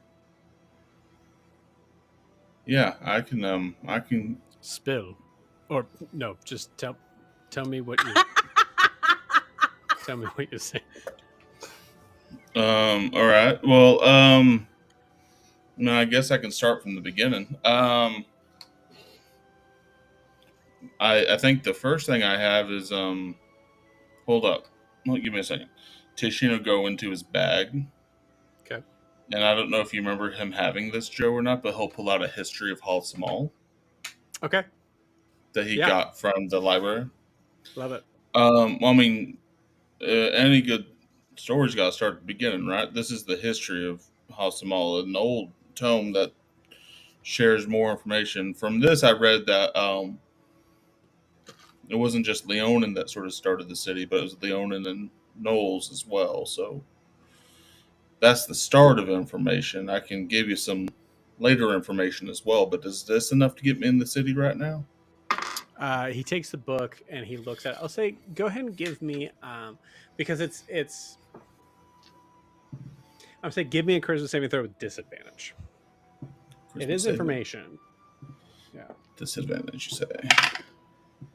Oh boy. Okay, so the first one's an 18. Okay. All right, so that will be a 14. Okay. The 14, he says, I believe the Empire is more interested in current events rather than history. Okay. Well, I mean, I can tell you all about the structure of the roar. I was in it. I was actually in the roar for the last, less than 5 years ago. I was in the roar like 2 years ago, and I can tell you all about the structure and the Knight Commanders in the roar. I can even let you know about one of the head. We met Basarus, who's one of the clergy of the roar as well, one of the people in charge. And sure, I would love to hear about that. What is the current plan for the roar regarding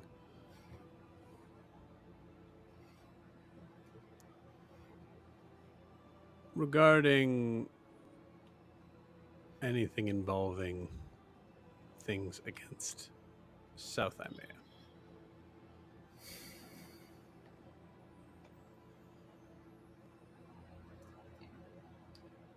this is where, so Joe, as a backstory, this is where I have two different routes I feel like I can go in. One is, Sure. I'm sure Titian was sort of taught while he was in the services of Hasmal, like that line of like sort of the propaganda against South Imaea. I'm assuming, right? Like they're the enemy. We're going to attack them. Like, Absolutely, I'm sure, yes. I Yes, could share that. The other route is I don't really know what they're doing now, but I have some ideas of which they're like the mechanisms in which they're going to be doing it. Like you looking do, for yeah. I would say you do have rods, some idea. So I'm going to say with what we're talking about, and I'll be straight with you as far as like anything involving the rod, anything involving Yeah. their current connection to Mir. Yeah. Not mentioning those would be a deception check. Right. All right. So I can tell you that they're looking for these rods of power right now. They're kind of trying to consolidate some power right now for seems to be some big offensive in a way that I'm not 100% sure to what end, other than I can imagine the end, that they're always, in so much as they're going to the end of everything. Like they're going to just take and take and take. The Leonin don't end. They just constantly hunger. For the most part, the roar constantly wants another meal.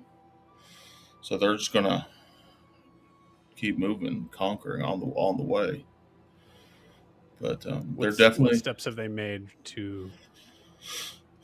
well. They originally set me out to find this rod in this city, and along the way, we also encountered a town called Mir, or I encountered a town called Mir that was under their control. They're already having a lot of cities within Southern Imaea setting up strongholds and using them for taxes and resources. Um, Absolutely enforcing their will across the land in a lot of way. Um, Found out this rod was a key, some sort that could unlock just a massive amount of power, but they would need a few of them to do it. Something that would unlock I think it's an elemental of some sort. But luckily that didn't come to pass. That was something that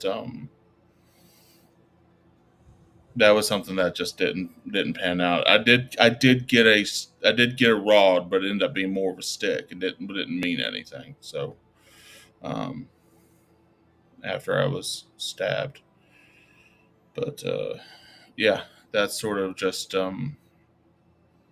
where I've been. I'm not a part of the roar, but I'm just been ever since then trying to make ends meet, trying to take on jobs like this here, where I'm just traveling with my compatriot, these people here, trying to.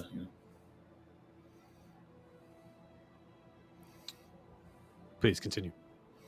No, that's I mean that's kind of long and short of it. And I mean I can share more with you, but those are some of the broad strokes that I got right now that I can share. Well, may I call you Tishy? Yeah, sure. Tishy, this is very helpful information. As a matter of fact, yes, thank you. You see one of the guards that was like standing next to you, like walked away, walked out the door. The rest of you saw him walk out the door, walk to another sort of hut off to the side, and come back in. You see he has. He's just kind of like it's just like a blank sheet of paper. You're you're heading to Grifton to stop first, yes? Yeah, I think so. I'm not the one really in charge of directions. I'm in charge of hitting things. But yeah, I think fine. so. That's fine. I imagine that you will be staying at a certain place that will be able to house your party. Here's a good place, and he writes down a name. It says the Inside. And he writes it down and just shows that to you, and then continues to write, and you can tell he's writing a letter. Um, this will grant you as many nights stay as you need. Do they have like a barn or anything like that? Barn? Yeah, we no, want. but there is if you end up getting horses from something, there is a stable that is right outside the city. Well, I just want to make sure we can put the cart away in a safe place. We don't want people fiddling with it, so I don't want to. If Sure. we have a secure spot to put it in, like a nice barn or something that we can lock up and leave. He takes the letter back because fair enough.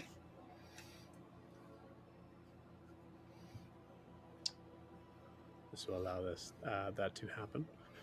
You're going to be looking for a. Oh, wait a minute. Hold on. I want to make sure. I think I might have told you the wrong name. Whoopsie daisy. Like, you got to come up with a fake name. No, that's the great thing is I actually have this information. Okay.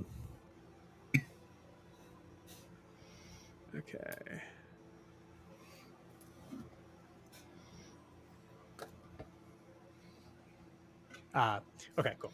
It's called The Well. You can hand this over. There is a red tiefling, it goes by the name Talora. She will take that from you. All right. Named what? To Flora? Talora. To Laura. All right. Talora. Okay. Sure. And she'll just take care of us. Is what you're saying? Well,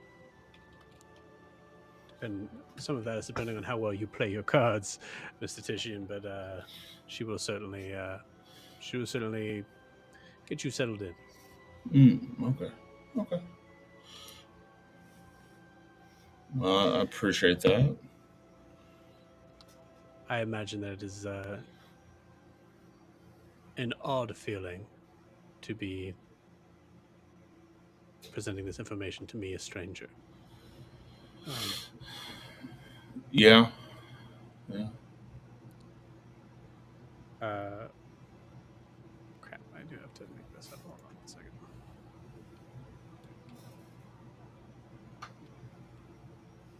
Yeah, fuck it, let's do it.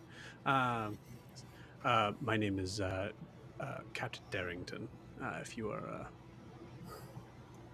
needing to look me up for any reason, I would consider ourselves friends. Did you say cat or cata? Captain. Cat. Oh, captain. Sorry, I thought you said cat. Cata was the name of my bird. So sorry. I think I was just. I remember. Sorry. Captain Darrington. Captain Darrington. Okay. Sorry, Captain. No first names. Just Captain. Okay. That is my first name. Your name is Captain. You're a captain. Your name is Captain. You're Captain Darrington. No, my first name is Darrington.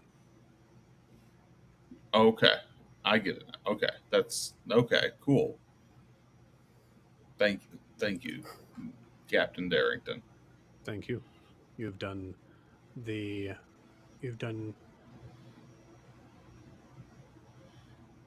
great service to the Empire. And if there's anything else that I can do to help your stay in South Imaea, however long it is, please let me know. How will I get a hold of you? You see him look at your ring on your right hand and goes, I'm sure you'll find a way. Tishy and Missy steps right out of there. I'm kidding. No, he does not do that. Cool. All right. Well, all right. Well, thank you, Captain Darrington. Yeah. All right. I guess. Am I free to go back to my group now? Absolutely. All right. Hey, can I ask a favor of you though? Sure. They don't know me as Titian. They only know me as, what did I say? Glenn Leatherwood. Grant. They only know me as Grant Leatherwood. Do you mind if we? I just don't want them to know. Any correspondence from us on here on out is to a Mr. Grant Leatherwood. It'll just make things easier for me. I appreciate it. Thank you. Absolutely. All right. All right. Well, I'm just gonna. All right. Thank you, Captain Darrington. I, Grant Leatherwood, am gonna now go back to my group. Thank you so much. Titian starts walking back to the group. Okay. Sorry, you guys probably saw me blank out for a second. Let me know when you see me coming back. You're here. You're here. You never left. You never left. Yeah, you never left. You guys are still glitching out. You've been here the whole time. Yeah. Are we good? Are we back? You've been here the whole time. Yeah, you're seeing something we're not seeing. Yeah. You guys are still glitching out for me, but I will say actually, if you guys can hear me okay, I'm going to say as we are seeing the other cart moving forward, we're going to take that moment to be able to take our 10-minute break. So we'll see you in a bit. Sounds good. Hopefully you guys heard that. We did.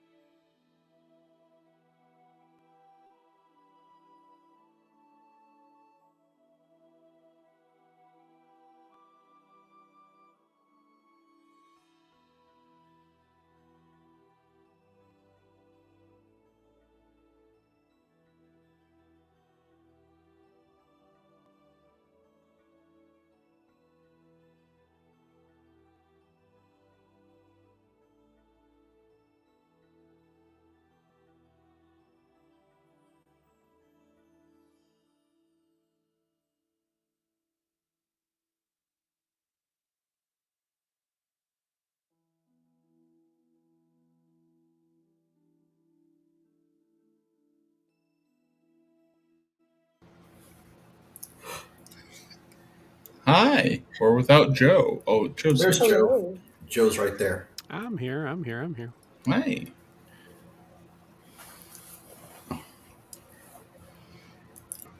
Just give me a second to allow EVMux to connect, man.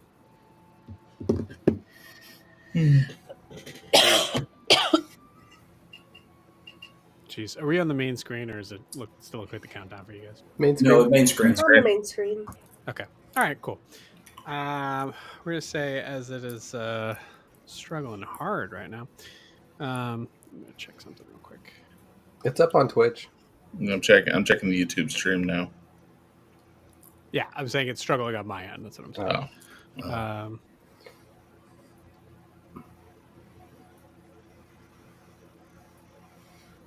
Yeah, why is it so bad? There we go. All right. Jeez. Okay. Cool. Let's see how this goes. So we'll say as assuming you guys are hearing me okay. Yep. Mm-hmm. As you guys are waiting during that conversation, you see the wagon pass through. I'll say I'd like anyone involved to do a perception check. I'll say just because you guys sounds like you're still cutting out for now. I'll say just for clarity's sake, go ahead and put it in the mid game chat. Well, hopefully it catches up.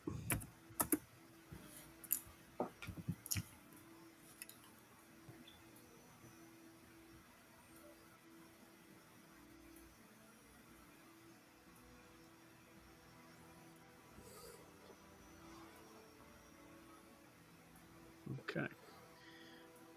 All right. Cool. So we'll say for like we'll say a general check of everyone up to a 16, and then we'll talk about what Aaron sees. This cart, or excuse me, this carriage looks to be. You see, there are two rather large looking, like heavy set sort. Oh, that's not what I'm trying to say. Like war horse sort of looking horses up front. You see, they have. You see, they have a very clean, like sort of cut mane and everything. The carriage itself is a very like gives kind of an ominous sort of vibe. I'll say, just even in general. You see, there's a it is made of like most of these like dark woods. You notice specifically that the window itself, man, it's having a hard time.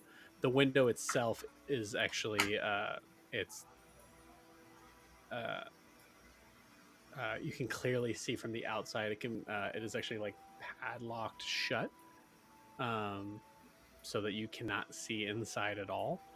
Um, and the person driving it looks to be human. Seems to be I'll say is kind of wearing this like kind of like medium armor, mixture of like chainmail and probably some hide armor, and has a very like gruff sort of gruff look on his face. Stops by at this moment to be able to talk to the guards. But I'm going to say, as you guys are seeing this, my apologies. I'm going to actually just restart my computer for a second because it's definitely having a hard time. So I'll be back in a little bit. But in the meantime, we're going to do a technical difficulties countdown for a second. And if I can come back earlier, we'll come back. So sorry, everybody. I'll be right back. All good.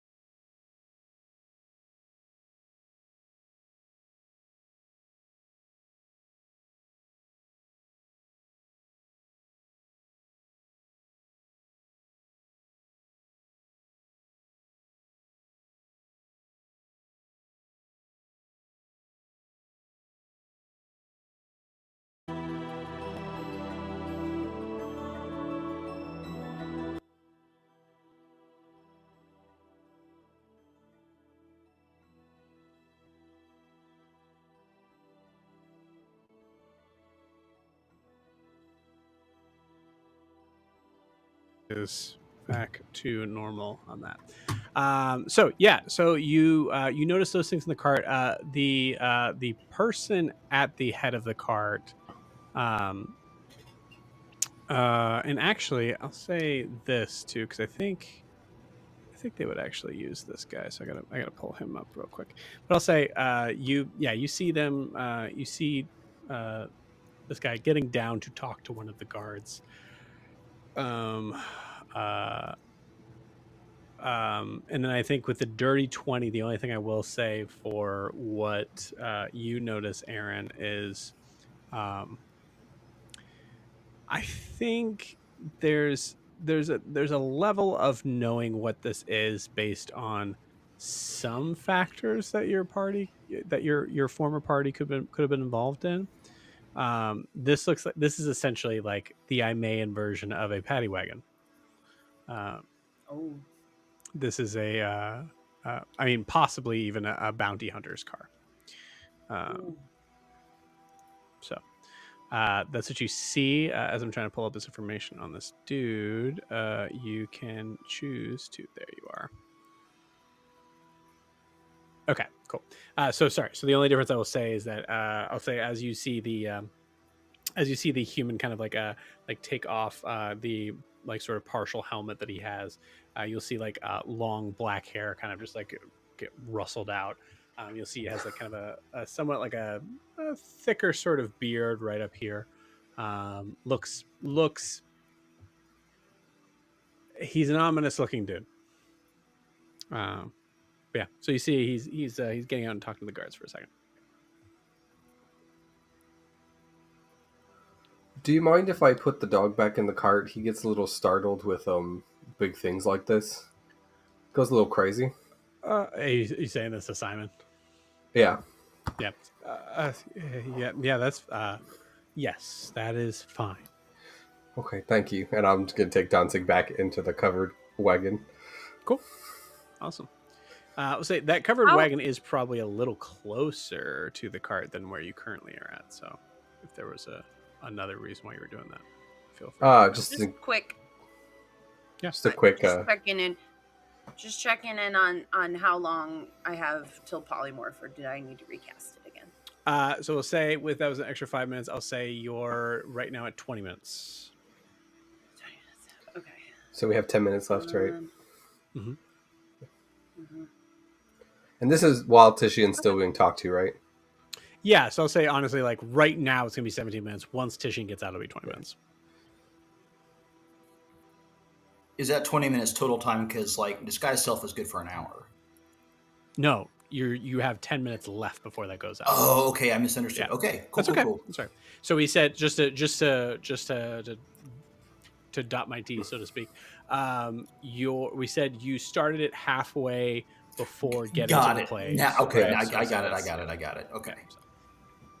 Cool. Is a demon in a position to where he, without moving or looking stupid or conspicuous, he could hear what the guy who took off the helmet and flowed his long hair out is saying to people? I'll say you notice that Grian is taking Danzig to the cart. That would get you a better vantage point to possibly listen in. I'll just move to check on it, like I'm, just so I can move. Checking on Brian. You got it. Awesome. Do you say Grian? Oh, I do not. Oh. That's Elric. That's right. Of course. It's definitely Elric. Cool. So as you both like kind of work at getting to, which I would say like polymorph, it does take the size and weight as well. Yeah. So you're actually I will, just to ingratiate myself to Simon, I believe is his name. Mm-hmm. I will step down and I will like stand guard between Simon and the dog, just so that way I'm like yes, one moment, and I'll just stand there to make sure that there's a person behind there. That way, that's why he thinks I'm there, rather than trying to listen to this other guy. I'm gonna say that's definitely an automatic success. It's hard to tell on his face as he is trying to be a guard. So I think if anything, you might see like a slight, like just like a bashful, like head tilt. That's it. Okay, that's fine. I'll just that way. There's a reason why I'm down. It's not. Love it. I love that. Yeah, absolutely. So we'll say, so Green, you're specifically not doing. You're just doing this to be able to kind of maneuver the dog away, right? Yeah, to like plan for in case the spell got it. goes out. Okay, I'll say then, Adim, give me a perception check with advantage based on hearing. Okay. Oh, good lord. I need a moment. My cat just knocked over a lot of water, but the high roll was 17. Okay, you got it. Cool, awesome. I will probably relay this with. Well, I can say actually, we can wait for a second as that's going on. I say I heard a bunch of water, and I was like, "Oh crap!" Yeah, no, absolutely, we can wait for sure. You guys waited for me patiently, so we'll say in the meantime, is there anything else you guys wanted to do? I'm probably Did I miss getting anything pretty about nervous. the cart? Yeah. Yeah. I don't think I missed anything about the cart, or excuse me, the carriage. I'll say it does look like it is. It is a carriage, so it's kind of designed to look like somewhat nonchalant to the average sort of citizen. But I would say for most of you guys who rolled pretty well, you can tell this thing is built tough. Possibly magically enhanced. You're not More like an armored car kind of thing. Yeah, I would say so. Yeah. Is this character familiar to any of us? I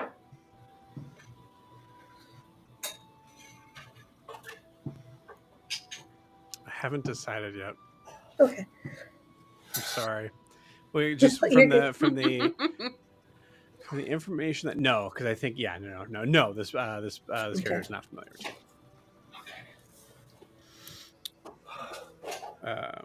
Disaster averted. No worries. I get it. He walked over a huge thing of water over a power strip that was plugged in and on.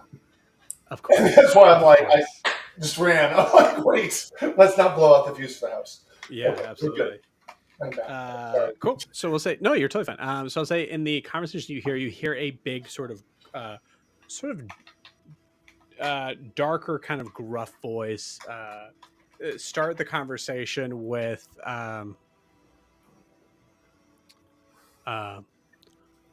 where's your captain? You hear the guard kind of respond, oh, he's where? That's fine. Why don't you go fetch him? You see the guard. I'll say you hear the footsteps and you see the guard kind of appear on the front side of the cart and goes to get the captain. You hear in this space of waiting, you hear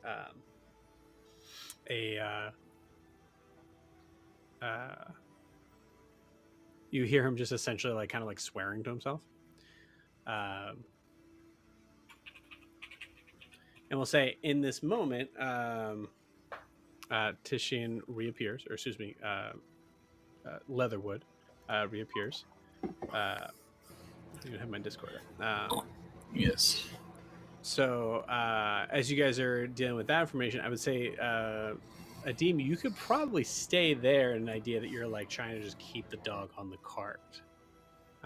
So I think I'd allow that without a roll. It just makes sense. Okay. So you hear a conversation that goes something like Joe, can I ask you a quick question? Yeah. Remember when the drow was listening into us? Mm-hmm. Can I make my bracelet act in such a way that everybody who has the stone can hear what he's saying, so I don't have to restate it? You can. The stone is going to glow. Yeah, but it's on my bracelet. If I put my hand here. Right, where you have it might be not seen. Can I see everybody's is going to glow? I see. Okay, then they don't like magic. I won't do that. Thank you. Yeah. Well, so, I mean, we also could say like word for word. Yes, that would work in the future. I will tell you that. Okay, and I won't do it now. But good to know that'll work. Yeah. So you overhear a conversation that essentially says we have a prisoner that has escaped from the capital. They for some reason have tasked it to me to go and find him and bring him back. This happened during the event, is what he will say. The Darrington kind of just responds, understood. Sir, is there anything you need? Is there anything you need from us? Yeah, stay the fuck out of my way. And Nice. when I return, I am not stopping. You hear there's definitely a pause, but then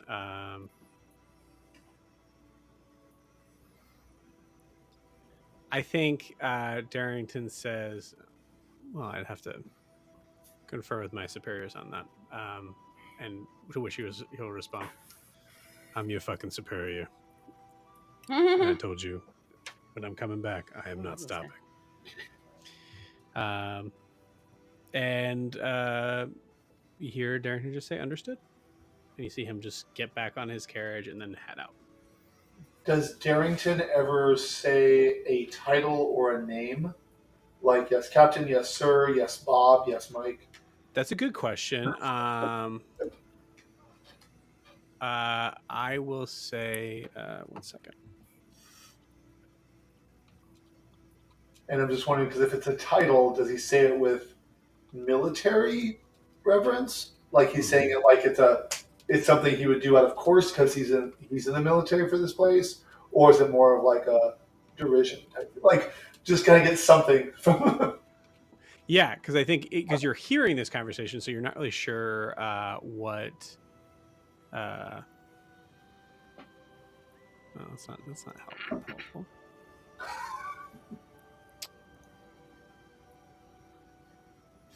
Yeah, actually, okay, that's a good one. I'll take that. So you'll hear him respond with yes, General. Ah, okay.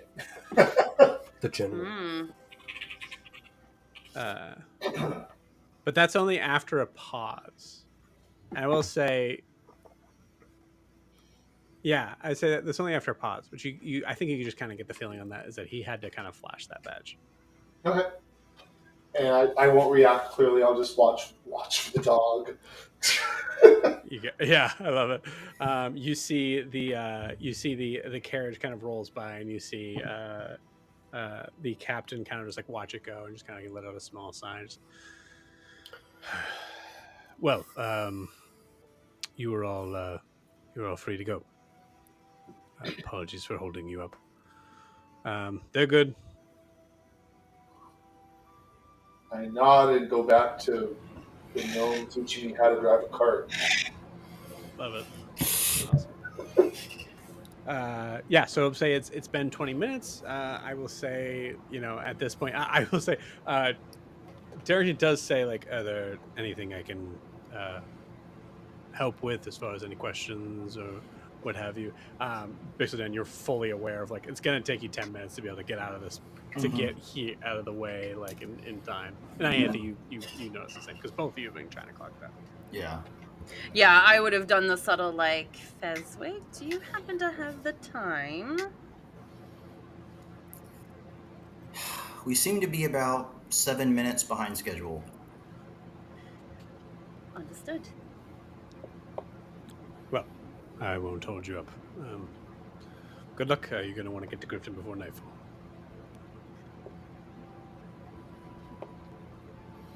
Thank you guys Cool. for all of your help. All right. Love it. Goodbye, Captain Darrington. Mr. Lowe. And you guys head off. You have made it past the wall. Good job, everybody. Do we get a level? First thing I almost wish I held your level up until that moment, because that was tricky. Yeah. First thing I do when the people on the wall look like ants is I reach out to anybody with the stone what I heard.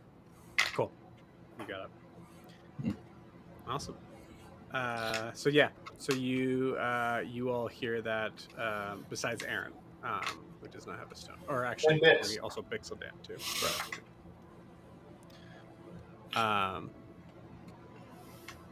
Cool. So I would like a as you guys are traveling along, and I actually had to pull up the map now. You guys have a new map to work with. Yeah. Yay! So I will for now just give you. What was that? That's what you said. I think it was Oh, someone's I didn't phone. say anything. Oh, gotcha. Yeah, so I'll give you where you guys are currently at right now. So there is the map. The little wall is directly kind of in the center, right? To the left, and mostly to the left of Araskar, but a little bit of ways down. So you guys are traveling that way. Getting to Grifton, I would say it's a rush to get there before nightfall, but you can do that in regards to I'll say you can do that with everyone except for it would have to be 2 people on Titian's steed if Titian wants to recast that steed. Is he able to? With the... Yeah, that would be my question because they made me take it down. I don't know. Yeah, I mean you spent that spell slot. But I mean, no. Captain Darrington said there was no magic beyond. I thought he said there's no magic beyond the gate. Yeah, he was saying in the cities specifically. Oh, I thought. Okay. All right. So I would say, like, if you happen to pass by, like, some sort of government, sort of like caravan, sort of thing, yeah, you might want to cut it, but like slow down when you see a cop. Just so it's literally slow down when you see a cop. Yeah. Let me get on this side of the carriage. I mean, I don't mind to do that. I mean, that's what we want to do is to go faster. Then I can. Yeah, I think so. Unless you guys wanted to have a downtime in between to Grifton. I mean, we don't know the area at all. Yeah. Right. Yeah. And he seemed to be like, get there before nightfall. Like, is it dangerous? Well, what's funny is I was actually hesitant because I almost said like, oh, but you already know that, like, because you're in North Imaea and going like, you know, anything before nightfall is bad in the wildlands. Yeah. I'll cast it. I would just say like, is Bixeldan inside the cart now? Is that Bixeldan would be driving the cart. Oh yeah, if I'm driving, I'm in the cart. Which he's in like a little compartment in the cart, so like he's not visible. Right. And Donzig's inside the cart as well. So because Donzig's in the cart, someone has to be not in the cart besides you. Yeah. Someone can jump on Katha with me right now if you want to. I'll do it, but I want to be in front. Yeah, let's do it. Hey, I'll snuggle right with you. Yeah. I think height wise it works too, so you can still like see over.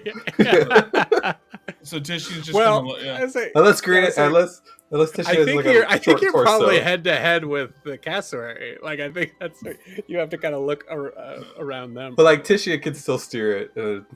Yeah.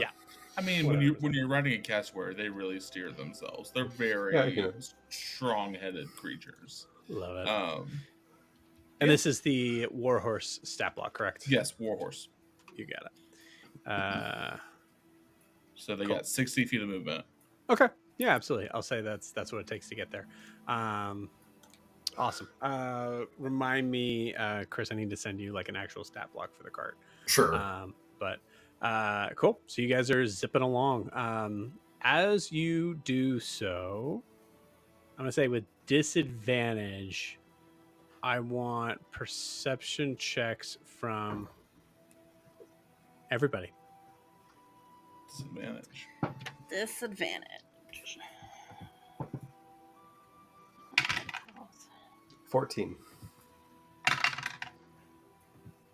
8. 10.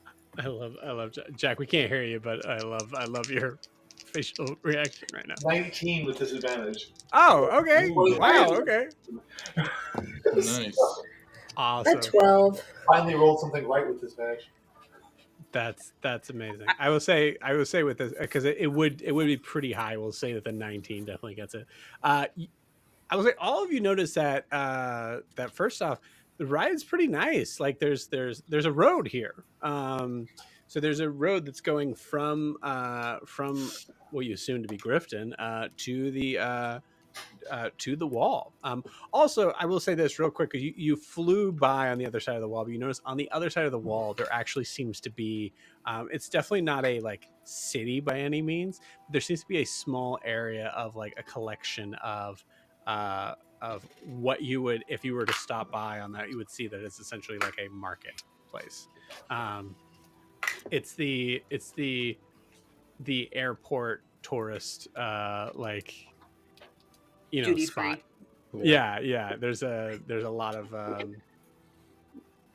there's a lot of like before you go type of shops sort of thing. I need a neck pillow, please. in like real survival way too, right? But like you get what I'm saying.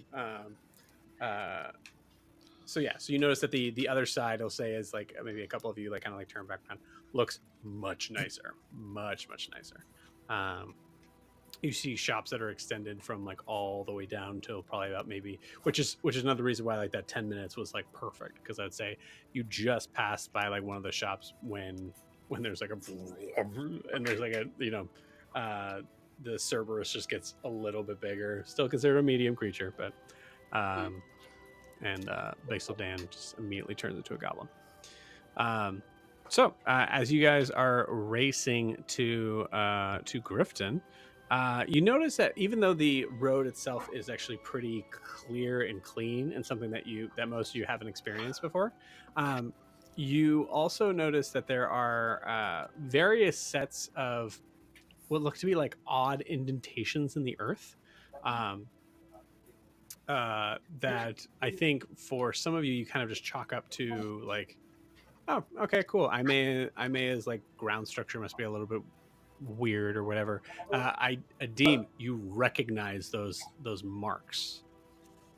Oh, Specifically as they look to be talon sized, very, very, very large talon sized, about the size of a moving house size. oh. I will take note of that. Can I tell the direction was coming or going? Like, or both? Yeah, it definitely looks like it's going. Okay, so the house was leaving this area probably to where we found it. Okay. Yep. So the house made it through the wall? I never said it went through the house just goes wall. where it wants.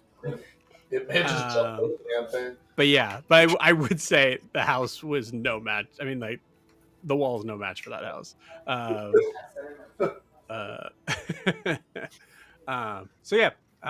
is. This is gonna be fun talking about this in post game, because this is just in the area where the Mongoose crew originally like kind of started. So there's a lot of really cool stuff that's like left over here. Cool. As you guys travel on through the day leading into the night, you are fully zooming along till about like close to like 11 o'clock. Like it's pretty dang dark out once you get there. So once you get to what you assume to be Grifton, because you're still trying to follow the road,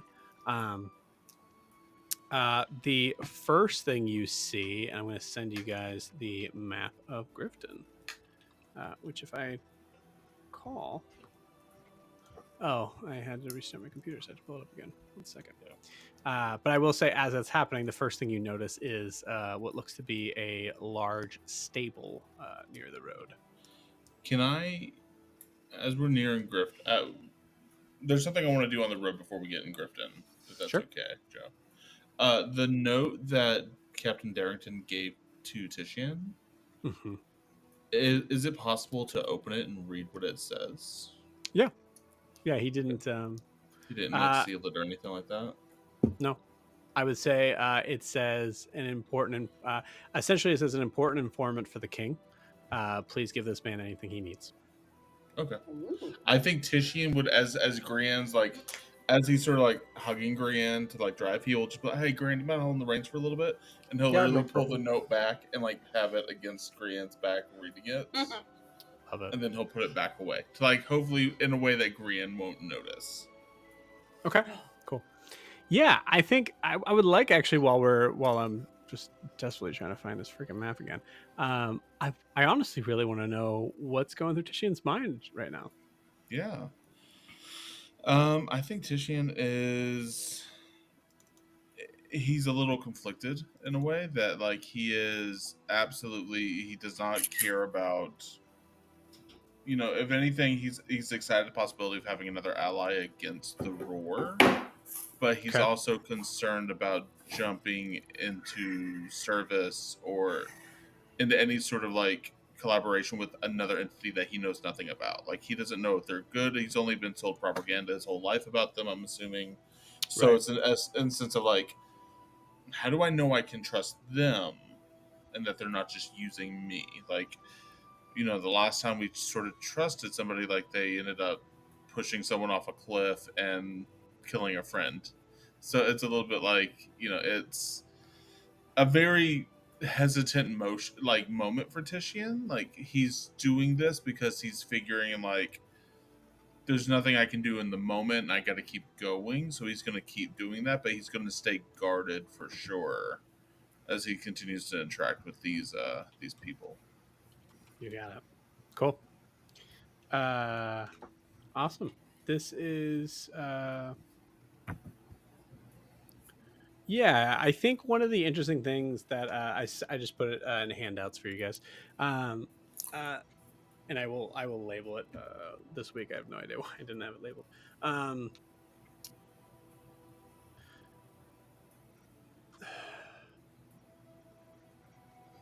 one of the things that does kind of like strike that itch a little bit more on the side of what I assume to be South Imaea is that you were told so much about the idea that that South Imaea is the enemy and that they hate us, but the reason why they haven't met us head on is because they're afraid of us. You're clearly seeing that that's false. You're not in. I will say you're not entirely sure if what what you've been taught isn't somewhat true, as far as like the idea that they consider Hasamal an enemy, and you were essentially uh, given leeway as an informant. So it's hard to say, but I think there is probably something that does kind of feed into the direction of like, no, fuck them. Like, there's probably a little bit of that, I imagine. But yeah, that's a tricky thing for sure. Yeah. Cool. Does anyone else want to do anything as you guys are traveling by night? Only trying to honestly learn how to drive this damn thing. So, so that way if Vix is unavailable, I can make him move. Other than that, no. You got it. Cool. Awesome. Yeah, I will say I will allow that re-roll the next day. As you're probably slowly learning, each time I will lower the DC. Cool. So yeah, you do notice just because as you guys like happen to look at the map here, you do notice that the road itself seems to take a very sharp curve to the right. As you are heading down and then off to the right, if you look at the full map on it, it's not a huge deal, just letting you know why it looks like that. As you do so, Adim, you specifically notice the marks stop about, or the imprints seem to stop about maybe 3 miles out of Grifton. They look like they came from the southern woods that are or the woods to the south of Grifton. But before, again, if you're looking at the map, but before the road splits in two.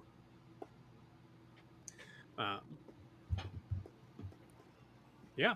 But cool. So we'll say in the dead of night, you pull up to a stable.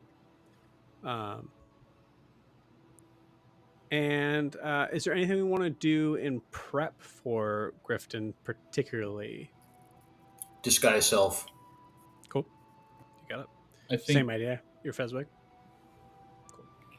Tishian would tell everyone in the party. He would just say, "Hey, Captain Darrington said that there's a place that we might be able to get a good, cheap place to stay. They're known to be a little bit more generous. We gotta look for a place called the Inside. That's the well. I was talking about the wrong one. Yeah. No, we should be looking for a place called the Well. He said they have a they can probably put us up pretty cheap, and they can also give us a probably a good spot to stash the cart for sure too as well." My only plan is just to put my valuables in my backpack, and once we get to wherever we're staying, leaving the backpack and going to find one of the bars on the dock. That sounds like a great idea. Should we continue to use the names we gave at the gate, or our proper names? I use my proper name, so I will use both. The names we usually used with each other. Right.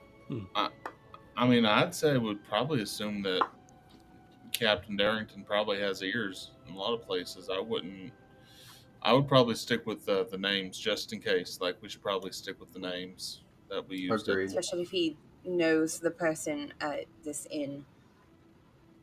Huh? That makes What? sense. Well, if he knows the person at this inn and they report back Oh, I to don't him know if he knows. saying- He just recommended this place. He probably knows it because of that, but for no other reason. But she makes a point in Regardless. case they let them know if, like, you know, do these people ever come, and then they're like, yeah, you know. Can these I people insight showed up. check Tishian? I was gonna say, yeah, just so you guys know, there's a little bit of meta-ness going on, as Tishian specifically said. Oh, Darrington said this is a good place to stay. But Oh, yes, Pixel I Dan, go ahead and give wasn't- me. Yeah, absolutely. You can that was insight me check. just not paying close attention. Oh, I rolled a 17. Roll 17 against my deception. Yep. yes, sir. All right. All right. I'm tired. You totally get that Tishian is lying about it. I rolled a 7.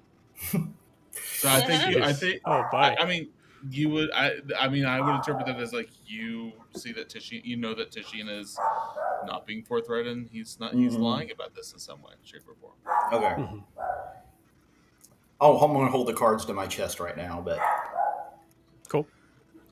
You got it. so, how do we know who to talk to when we get there? Oh, I think we'll just he Usually you said just talk to the barkeep. Barkeep. Yeah. Okay, great. I do not have a lot of money. I'll do the talking. Y'all don't worry about it. I got it. I'll got it. He told me how to handle them. All He right. just Okay. I know who I'm looking. Like, it's all good. No worries. They're gonna cut us a deal. I How- guess. Who's there? I'm sorry. You just said you know who you're looking for.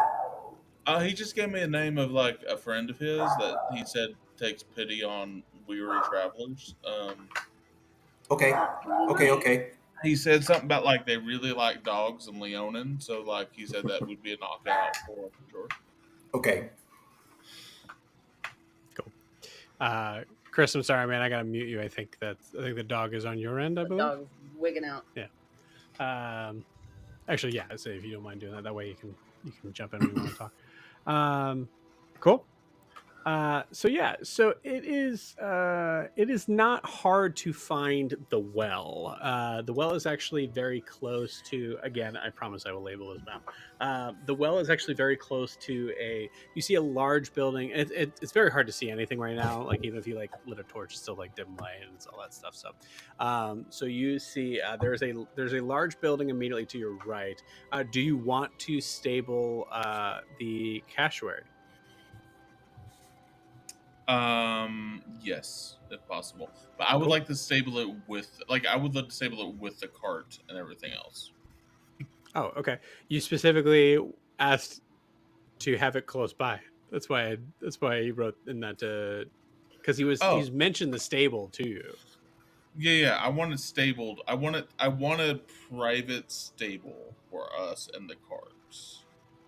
Like, not to. I'm not trying to So you're mitigate. okay Like, with it being at the stable. You just want it to be a private stall. here's my here's my goal, because I believe with the steed there's a connection with the creature. Mm-hmm. I kind of wanted to have it pull double duty and have it actually stay with the cart. Now that I've Okay. recasted it, as a way of also kind of standing guard Mm. with the like stuff. Okay. Cool. Just see one thing real quick. Within 30 feet, your seas. Yeah, so there's nothing about while your seas within 1 mile, you can communicate with it telepathically. I will say 1 mile will be within distance to the stable itself. It's not a big deal. It's honestly it's going to be either way is fine. But it will. The only thing I will say is that it would be you'd be bringing a magical creature closer into the city.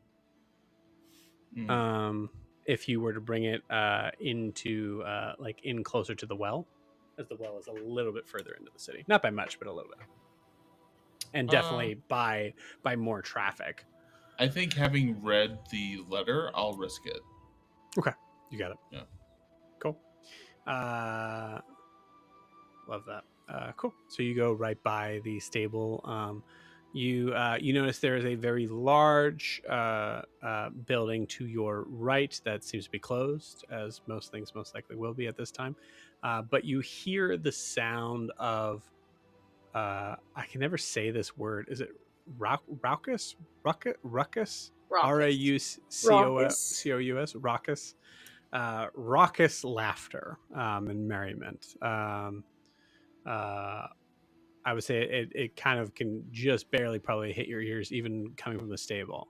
So it's a little bit further north. It's the yellow thatched roof building there, and you see there's a big sign in the on the doorway that says the well, and just has a picture of has like a carving of a stone well on it. Is there anything else you guys want to do before you go in? Tishing will look at a DM and just go, "Well, I guess that's the place." Oh my god. That's it. I'll take psychic gonna- damage. All right, we all take Are 1 we point. bringing- Dean sighs in disappointment and puts the type on.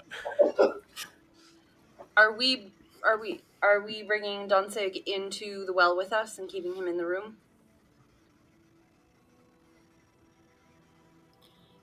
I mean, Let's face it, I'm staying in a room.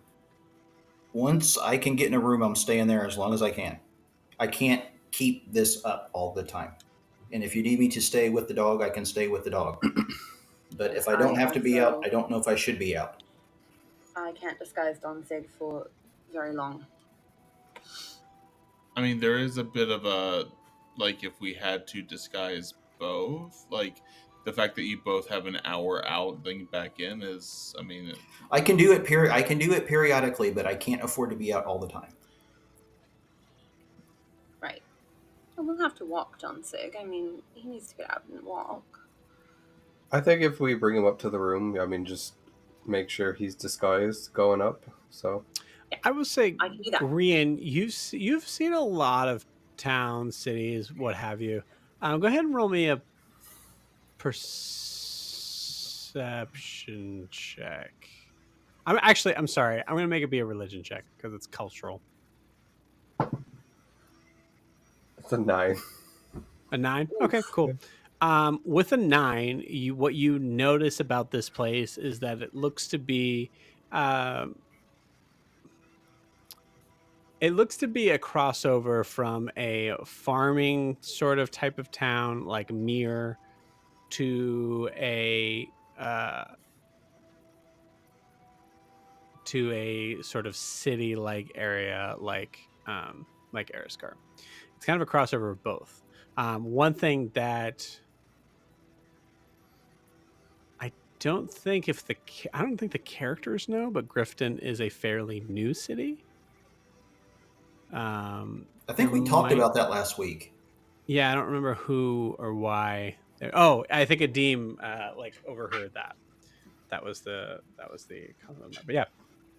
So yeah, okay, cool. I'll say with the 9, it's not helpful in this situation, but yeah. Yeah, I mean, I think we could. I mean, we're not going to be here long, anyways, right? We're just staying the night, and then we're moving on to Nova Sol. I hope. Yes. Yes, we probably should do that. Yeah. I wanted to look up some information about Elian. She said she was from Grifton, but I could wait if we needed to. I mean, we could say, yeah, we could stay a day. Yeah. Right. And that way we can resupply and get to know the area before we move on. Mm-hmm. I mean, we still got to find a boat, right? Like, we got to figure that part out. Well, that won't happen till we hit Nova Sol. We have to get to Nova Sol first. That's where the coast is. There are riverboats here. That's true. There are riverboats here. I was about to say, like, I was wondering, but they're not ocean boats. It might be difficult on the ocean. I will say it depends because I think the river's fairly big. There might be something that could handle a quick journey across the waters. I'm just like Florida boy. They're 2 different boats. Yeah, I'll say as a very a New England boy in the way of like right, very never knew much about boats to begin with. I will look that up to be sure. But yeah, I imagine there's probably like a Corsair that could probably fit through here. I don't know. I'll look it up. But yeah, it's an interesting point of view. That's true. So cool. Are you guys walking in?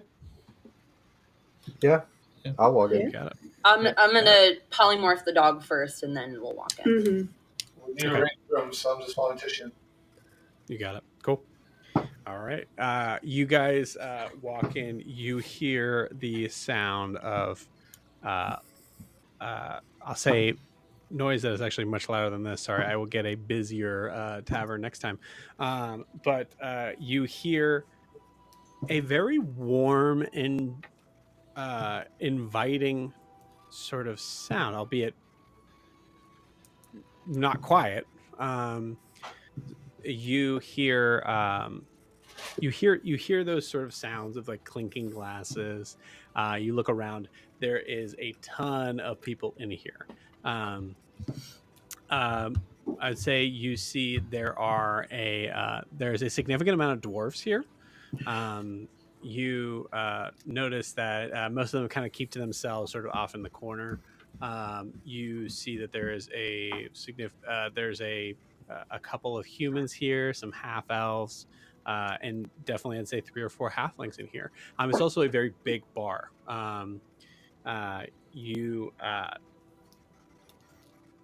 You see that it is definitely 2 floors. As you see, there's another stair that kind of goes up to what looks to be at first an open platform to where the rooms would be. And in the back sort of left corner, actually, sorry, I'm going to name everything about this place.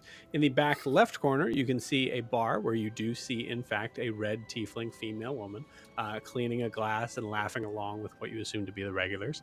And in the far right side, you actually see there is a, I hate to bring this up again, but there is clearly a target that is designed in the bar for specifically. This is for any archery contest, as you can see, people are shooting arrows at it. But I got a hand axe, and I want a party. I just saw Fidget lose their shit on that. That's funny. All right. The last thing I will mention also is that you notice that there is there's an interesting looking. So the walls themselves are like a dark green, and you can see there's an interesting looking sort of half built automaton that is sitting up on a barrel, sitting on top of a barrel that is sitting up to an upright piano and is playing piano in a very like old country bar sort of jig sound. You can see that most of him from the right side has like the like C3PO sort of esque like metal that is fully cased to look like somewhat like skin. The other side looks like he was like half done. Like the other side just looks like wireframe mesh. Yeah.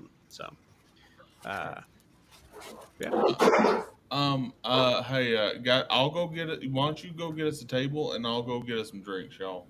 And I'll talk to the. Maybe And I will room two. ignore everything Tishian just said and go check out that automaton. Just go. I'll go get some. Yeah, I'll go get some. Oh, that's Bixel. Okay. Yeah, sure. That is Before happening. you go, I'm gonna cast Enhance Ability, Eagle Splendor, and you'll have advantage on charisma checks.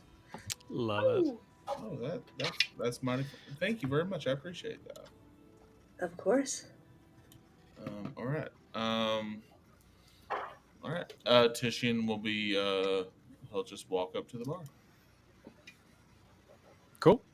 Man, I have the like piano jazz sort of thing, but it actually was YouTube did not like that last time, so I apologize. I wanted to make sure there was something different, but you can clearly hear a beach there. That's not good at all. Yeah, whatever. I tried, gang.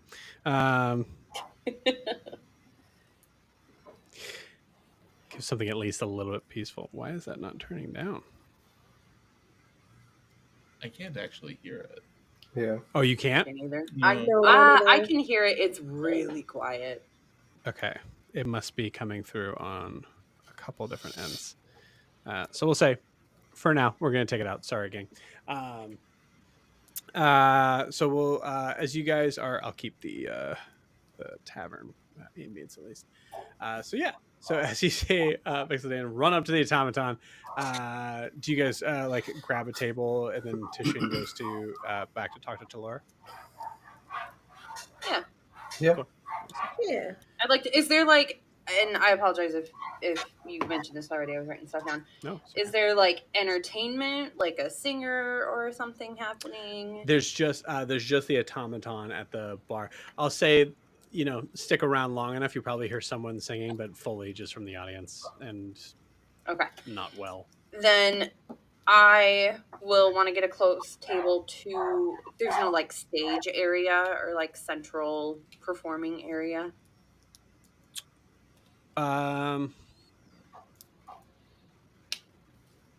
I'll say, I mean, there is a stage where the piano is sitting. I would say for like a single singer, yeah, absolutely, you would have enough room to be able to kind of stand up there and sing for sure. So, is it near the automaton? Yes, 100%. Yeah, you have to share the stage with the automaton. Yeah. Okay, then I want to get a table close to that. 1, to be close to the stage, and 2, to keep an eye on Fezwig.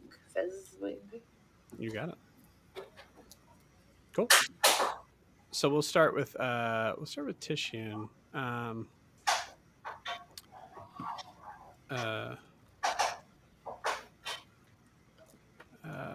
Is that might be you, Jack? If there's noise in the background. I'll mute myself, but I'm not sure. Okay. All good. All right, cool. So, Tishian, you walk up to the bartender who is cleaning a glass, just kind of like looks up at you and goes, "Oh, wow. All right. Hello there. Oh, hey, how's it going? Better now. Hi. Oh, Well, hey, my name. Yeah. Hey, can I have a drink? Is that okay? Sure. What do you want? Um, what do you have that's good and strong? Do you have like a nice whiskey or bourbon or? Let's see. You see her turn to the other side where all of the drinks are set, and you see her kind of like lean over to the other side, and you see this very like typical sort of devilish tail just kind of like flicking back and forth. Um, uh, well, yeah, this isn't shit. And pours you a shot. It's just you. No, it's me and my compatriots over there. You might have saw us walk. That little guy's drooling over your piano players with me as well. Oh, Um, okay. yeah.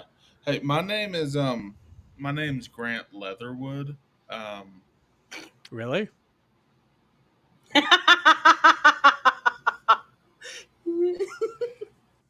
uh, I mean, yes, it is. Okay. But also I was told we have a mutual friend, and I wanted to. He said to make an acquaintance with you, and Tishan's gonna pull out a letter and just sort of like as he's reaching for the drink, sort of like slyly slide it to near her too, just sort of like trying to do it as secretly as he can. Yeah. You see Talora just go, I'm a kind of tiefling, darling, but I'm not that type of tiefling. And takes it anyways. Oh, okay. All right. Yeah. Um, all right, Uh, Mr. Leatherwood. yep, Hands it back to you.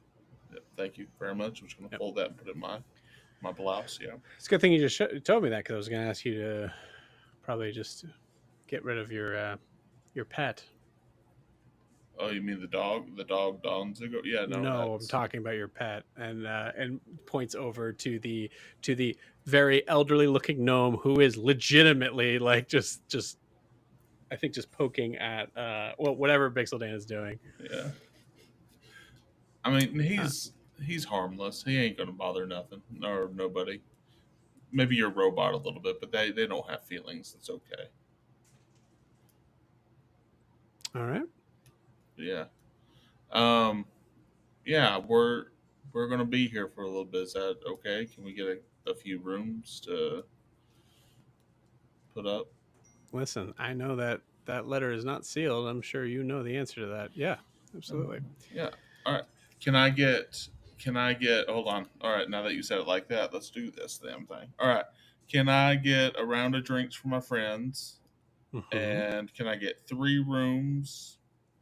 Myself a private room, and everyone else can bunk up. And then can we get a private stable? Is that a possibility as well? I mean, there's an area around back that's somewhat enclosed in. Yeah. Used to be like a pig pen. So yeah. All right. So we can use that. Okay, because we got to park a big cart of ours. Okay. Can we have? What kind of food do you have? Can we have all the food possibly as well too? I'd have to check back and see what the cook is still has in the kitchen. Yeah, we would But just like. Can I just have some like sweet treats for me and my friends and a round of alcohol, please? you got it. I appreciate All it. right. Thank you very much. You see her. You see her get to work on it. She's taking her time. She's I'll say the alcohol because it's right in front of her is probably the first thing she gets set up, so you can kind of carry that off to the table. And I'll say after a point in time, she's going to say to you, "Okay, the back is ready for you. Oh, You just kind of bring that cart right around back." all right. Thank you very much. You're welcome. I guess I'll. Is it okay if I like talk to you? Like, is there anything else I need to do? Do you need me to sign anything? Or I mean, I'll be here all night. You can talk to me whenever you want. Okay. Titian will awkwardly grab all the food and drinks that he got. Okay. Roll me a dexterity check. No. I realize this is D&D, but come on. Yeah, no. Go ahead and roll me a dexterity saving throw. Dexterity saving throw. Okay. Yeah, to see how cool you look. I rolled a 19. You would, you freaking paladin. I'm a paladin. Yep, Yeah. that's right. You're right. Yeah, I'll say it's by size alone that you're able to kind of like pull this all together without it falling to the floor. But yeah, you're able to do that, and you see her like kind of like I think you kind of probably like look up at her like maybe for a second, just like yeah. I don't know. Well, I don't like myself a big strong man of any flavor. Oh, all right. Well, we can. I'll talk to you later. All right, goodbye. Okay. All right. You go work. You go work on those speaking skills.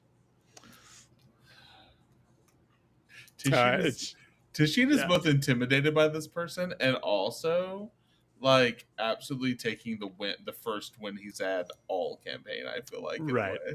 Yes, absolutely. Love it. Cool. So you bring all of that back to the table.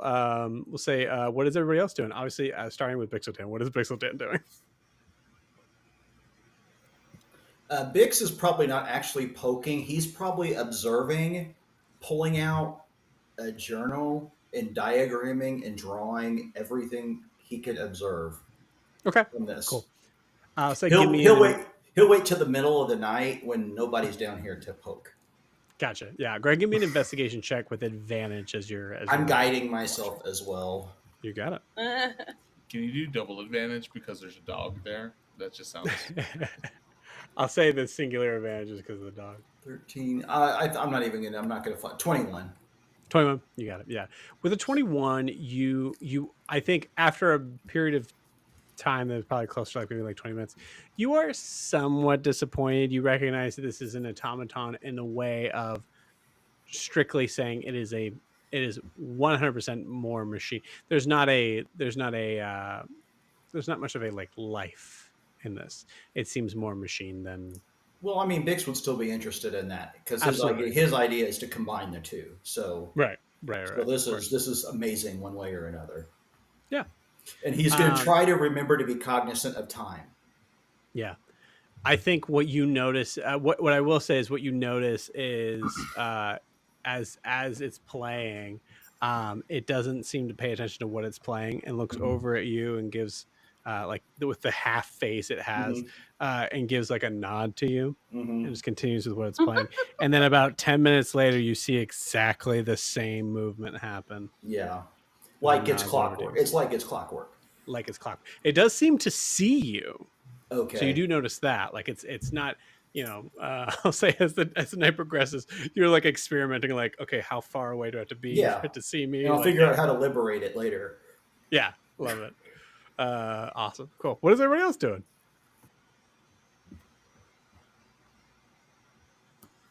Say it, Aaron. Say it.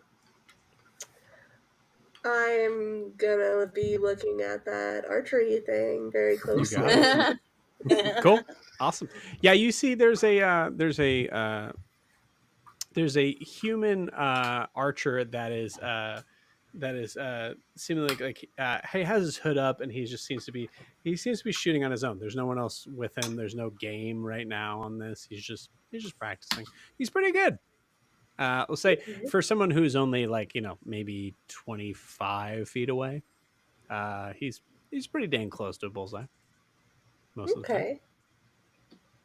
I will kind of come up next to him and not really say anything, wait until a break in his shooting and shoot one next to him. You got it. Love it. Awesome. Totally doesn't notice you as the hood is up and is probably covering his own view just by what's happening. And you see his shot happen and you see it kind of go a little left. You actually, I will say, because of who you are, you see it starting to go a little left, knowing that you have the room. So go ahead and give me an attack roll. Okay. 18.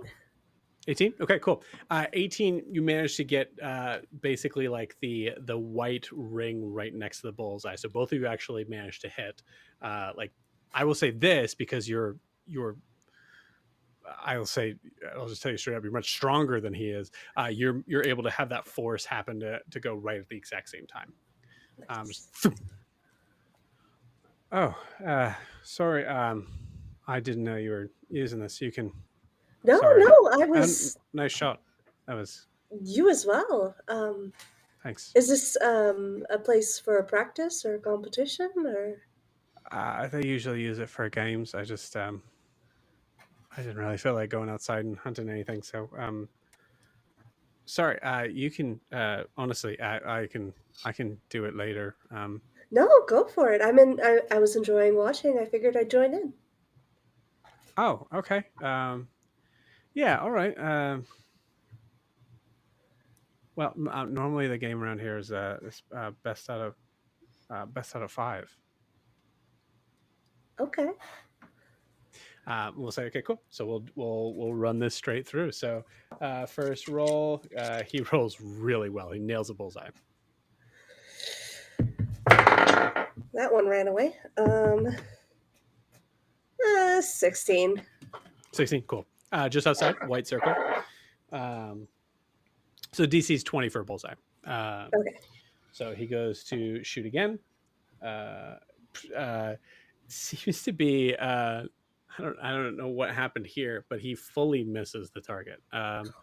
So manages to hit the wall just outside. He goes, sorry, sweaty fingers. You hear Talora in the back go, dude, come on.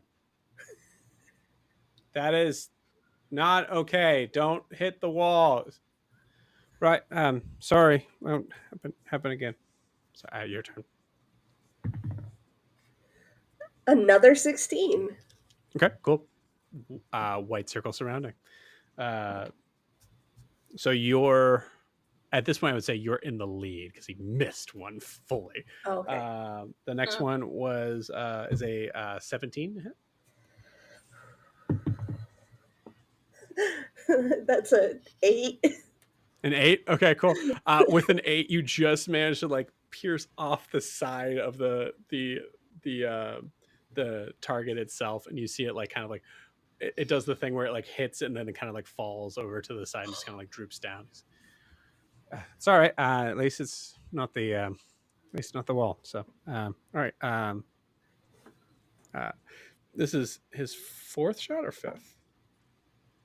4th. I think this is 4th. Yeah. So 16. 16 again. Okay. Wow. Consistent. It's my number. So that was your 4th shot, correct? Mm-hmm. So I would say on this you guys are tied because you both kind of like pretty much whiffed it for the most part. So this is his last shot. That was a 15. A 16 again. This dice is cursed. Love it. Awesome. Yeah, you win. So I'll say that the difference with the 15 and 16 will be the difference between like the red circle that's past the white circle to white circle. Okay. Does that make sense?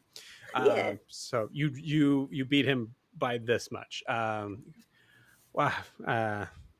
Yeah, that was a good game. What was your name? Yes. I'll look at Anthony. God, please say Ianthe. Please say.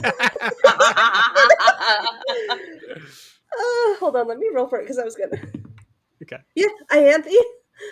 Oh, Ianthe. That's a okay. That's a very cool name. My name is Elmer. Elmer. Nice to meet you. Thanks for the game. I think. Okay, let's roll to see how stupid this is. Oh yeah, love it. Right when he says, "My name's Elmer," you hear Talora go, Ewolf, can you pick up those arrows that you dropped, buddy? Thanks. And you see him kind of like hang his head. He goes, sorry, I just wanted one person in the town to not know my name. My name is Ewolf. Nice to meet you. Nice to meet you as well. I mean, you can probably put your name on the scoreboard there. And he points over to the scoreboard. Aaron, give me a perception check. Low DC. Oh boy. Well, that was good. That was a 19. Cool. Like I said, it is a low DC. Looking through the list, you're kind of like just marking down. There's probably a part of you that goes like, I don't really know anyone in South Imaea. There's not really anyone that I would kind of relate to that.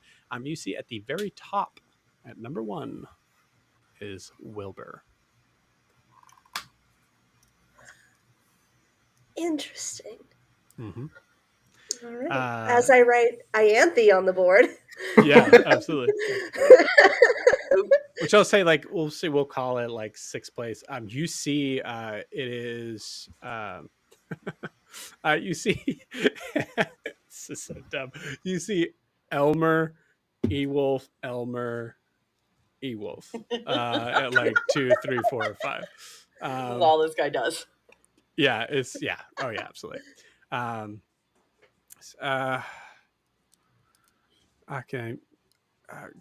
I buy you a drink? Sure. Who's this Wilbur? This number 1 shooter on the board. I'm gonna say roll me an insight check with advantage. I'm good at those, so 23. 23. You've already seen him lie badly. He will say, I don't have the faintest. What are you drinking?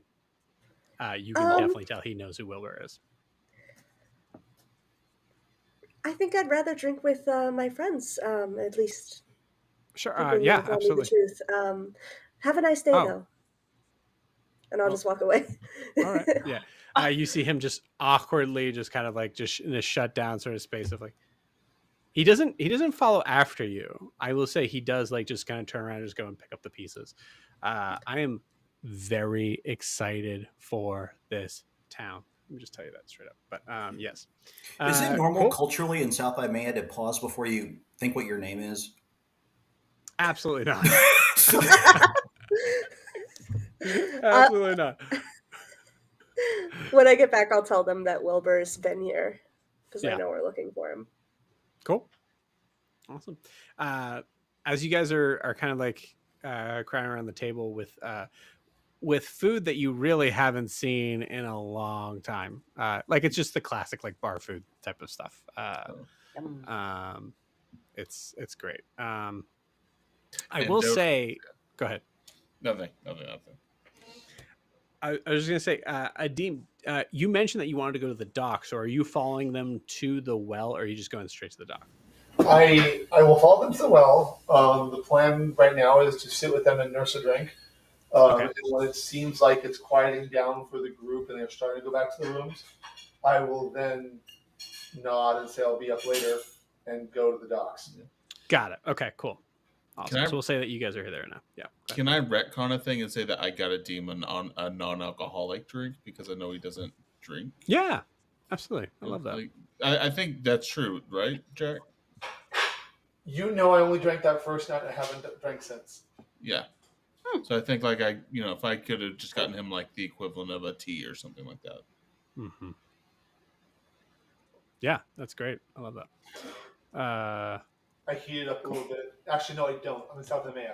I drink it as is. Okay, you got it. Cool. Yeah. So you guys are able to kind of sit by yourselves and kind of like just feel a very odd sense for everyone. I think for everyone in varying degrees of differences, like especially for like Pixel Dan, but for everything that you guys have gone through, a sense of like, man, we are not having to really rush here at all. Like no one is on our tail. There's nothing that we're necessarily having to do right away.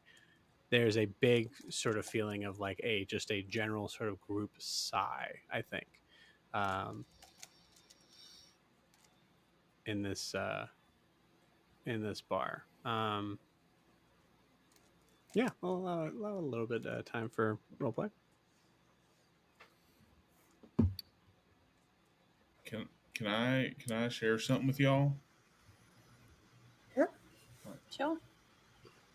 I always thought the South was supposed to be like a bunch of hicks and bad people, and it kind of doesn't seem that way so far. I don't know. I always heard it was just full of like horrible, bad, stupid, violent people, and I don't know what y'all heard about it, but it's just I don't know. It was just Yeah, just I heard like about this place called Fort Smith that had all kinds of weird things. yeah. I don't know. I just I mean, we haven't been here too long, and we haven't made it too far. You never know.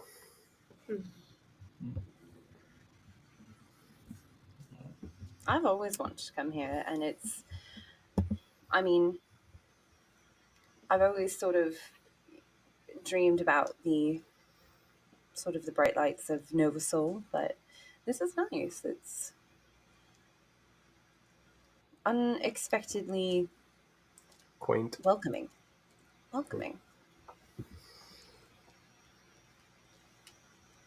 Also, I just can't fucking wait to sleep in a real bed. Agreed. Yes. yeah. Did I tell you all about that? So yeah, I managed to get 3 rooms. They did tell me though that they only have one bed that will fit me, and it's in the king suite. So I gotta stay in that by myself. I'm sorry about that, y'all. So Not going to even bother. At We want you to least be comfortable, Tishian. Yes.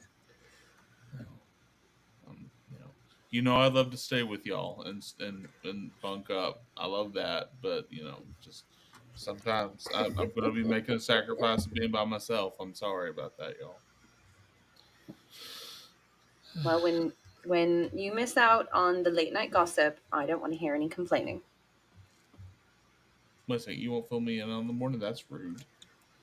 You missed out. No, of course I will. All right.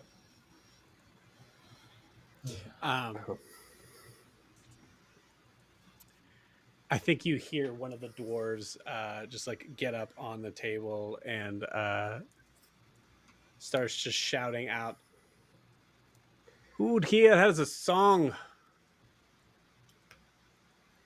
Any singers?" I know a song or two. What about you lot right there? It's right there. Let's and like jumps off, like somersaults, holds his beer because dwarves, and like fully just kind of comes running over to you and just starts pulling on you, and is like, I think you get the feeling that like that he tried his best to speak in a common in like in his like very thick accent. So now that he's like knowing that you understood him, he's going full on like the that sort of like thick accent where you can't really understand what he's saying at all. Yeah. Yeah. So he's just pulling you along. Uh-huh. So, yeah, the kid on the road there. Uh-huh. I feel like as Anthony goes away, Green's probably like got his beer and he's like banging on the table, like cheering, as people do. Yep, awesome. And I think it picks up. I think everybody kind of goes out of their way to make you get the feeling, Ianthe, that this is something that happens often here. I love it. You're not sure if it's by like anyone of any talent, but there's a sense of like relaxed welcoming because it doesn't matter if you're doesn't really matter like you're going to be good. I think actually I'll say this in a this is a horrible thing to say, but as a musician, there's a performance level of things where you recognize like I could blow them out of the water if I wanted to. Like I might be able to do this like in a like in a crazy like I could level this place possibly if I do good. Um and you hear as soon as you get up like on cue, and basically then you immediately take out your notebook and start writing this down. On cue, you hear them. You hear the automaton end their phrase of their song and go into a very slow ballad. Um, Ianthe, I'm gonna have you roll a performance check. Before I do, tell me, give me an idea of what you sing.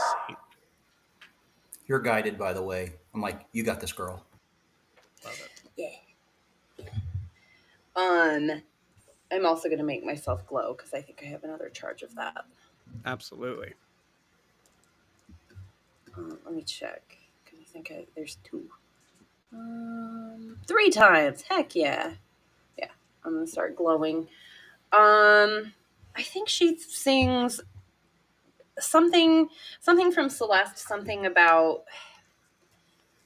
if it's a ballad, it might be something about like told from the perspective of a sailor's wife who is like standing on the docks calling for him to come home.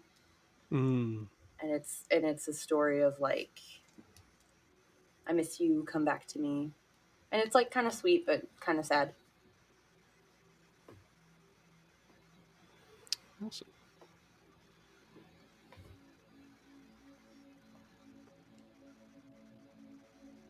Oh, I'll roll my performance check now. Cool. Here, we're gonna do sparkles. Sparkles.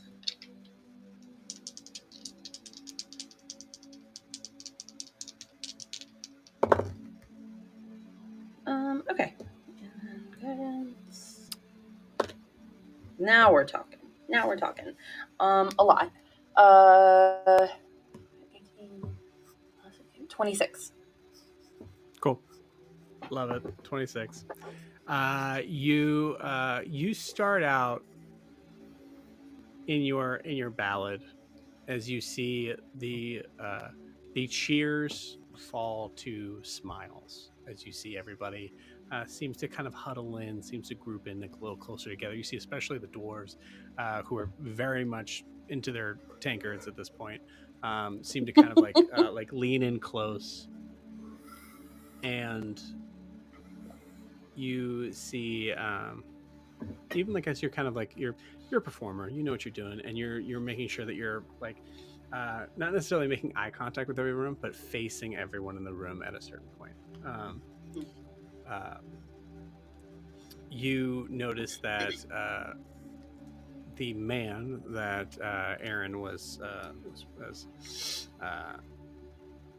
showing up on the archery sort of game, sitting by himself. Has the hood kind of like pulled back a little, and is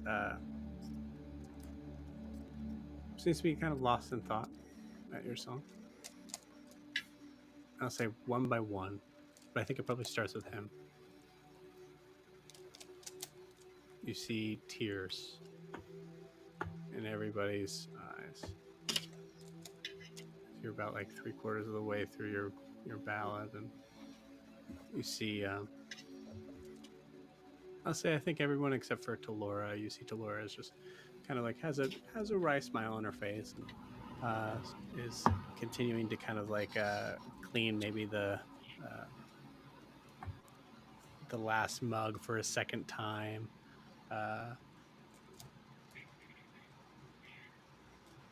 And by the end of it, I think you have everybody in tears, happy tears, but tears for sure. You step off the stage to, I'm gonna try it again, raucous applause. As you hear a very like loud snivel from the dwarven table. Yeah. And I'll say, I mean, for everybody here, there's a feeling of I'm gonna say there's a feeling of relaxation here, in a space of you're not sure if it's the you're not sure if it's the alcohol, if it's Ianthe's song, if it's a mixture of the two or whatever. But anything to finish out the night will be guided, um, Yay! as you feel, we'll say, bardically inspired. Um, so, oh, that took a turn. That's weird. Cool. So, to end of the night, I think, Deem, you do feel like this is a good time to possibly say, oh, there we go. Now I can hear it fine. You do feel like this is a good time to be able to say like good night and make your leave if you wanted to. And yeah, and I do, and I'm not trying to sneak out. I publicly say, "Hey, I'll catch up with you later tonight or in the morning," and I head for the door out. You got it. Okay. Anything that anyone else wants to do? If not, we will end with a Deem here in a second. My thing is very small. Is because knowing my time, where's our room? Where's the rooms? I'm asking Tishian. Okay. Oh, they're just upstairs. She just gave me. Keys. Yeah, they give me. Yeah, oh, here's the key. Make sure you know who you're bunking with, though. But yeah. Okay. And I'm just taking a key and going up, and because I'm kind of even though I'm very excited, because also the dwarves fascinate me as well, because that is people I am interested in. I'm about to freak out because I'm about to lose my spell probably. And Sure. We probably need to. Yeah, we probably need to put Donzig up too. I guess, huh? Yeah, I was just gonna take one last drink and then head up because I'm exhausted. So it's been a long day. Okay. So we'll say we see Grian and Bixeldan head to their room. I'm gonna stay up for a little bit. I feel like at some point, like we fast forward maybe an hour or something, and Ianthe is like really drunk, just singing with the dwarves. Love it. I'll stay up and that's a Yep, love it. Yeah. I see that scene so well in my mind. It's so good. I'll also stay up just drinking and people watching. Okay. Cool. Tishin will do the same, but at some point he'll go from people watching to just working up the courage. Don't need to roleplay this tonight, Joe, but like he'll work up the courage to try to strike up a conversation with Talura. Oh, fuck you. We're role playing that. Shit. Get it. Yeah. Is there anything else that you need? A special request? I just want to like it seemed like you've seen some Leonin before, and Tishin is just sort of picking at the bar a little bit. Have you seen people that look like me before? Look like you, and she eyes you up and down in a way that makes you feel both good about yourself and very nervous. No, I can't say I have. Oh, okay. It seemed like you've heard of Leonin before or something like. Maybe I was wrong. I don't know, but it just seemed like you have met. I don't know. It's just sort of thing. It's just I'm not used to people just being so friendly towards me. It just feels kind of weird in a way. I get that. I understand. I've heard there's some trouble up north. I assume that's where you're from. Yeah, I'm from up there. Yeah. Have you ever been up north? No, but I do like exotic places. Oh, it's. I mean, it's pretty great. sunsets on the moving bushes that will poke you in the ears, and the What? rivers full of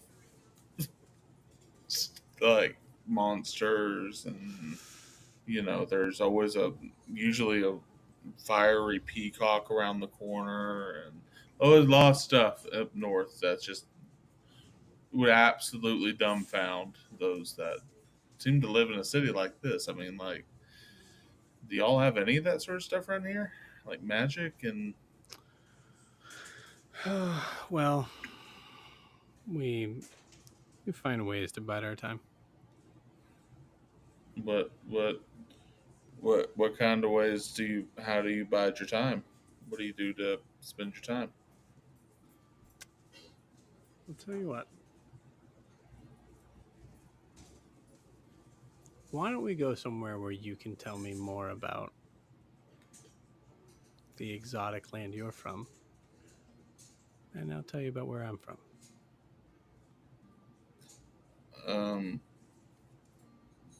Yes, ma'am. Oh, all right. Fred, you got the kitchen, right? All right. And she takes you by the hand, leads you upstairs. Simple as that. The woman knows what she wants. Cool. So yeah, you guys, I think you all see, those of you who haven't already got up to bed, you see Titian just full red in the face. You didn't know Titian had that shade in the face at all. But you see, yeah, she just leads you straight upstairs, opens takes her key, opens the door, and guides you in. I think Titian just makes like eye contact with probably like Aaron or someone in the room, and she goes, Mhm.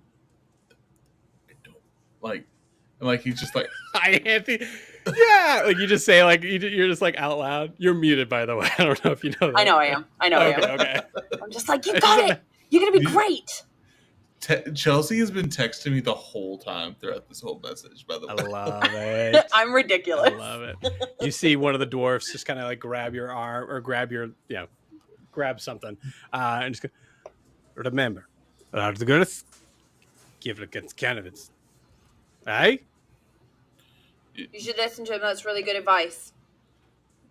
Yeah. Ah. I don't know what he's telling me about cabbage at this time, but okay, sure, yeah. It's like this skit, like the two Scotsmen that are like who like That are too Scottish. that are too Scottish. They're too Scottish. Yeah, absolutely. Yeah. And I cannot do a Scottish accent or pretend that I'm Scottish, so that's what the best you guys get. Cool. So say, to the end of the evening continues to kind of just fall into that same sort of place. I think there's a part of you guys that where you're currently at, there might be a couple of you that kind of wait for another shoe to sort of fall in the situation. And it does. Oh no. But not for you guys. Outside of the bar, Adim, you start to head off to the docks, and you just kind of follow the sound of water. You see there's it's midnight and there's barely anyone out. Let's say you see a couple of figures that are kind of like heavily cloaked. Probably give like a courteous sort of nod, but you can't even tell if they were nodding or dipping their head with how dark it is. One thing you do notice, however, is that as you get closer towards the shore, you pass by the steeple of a church.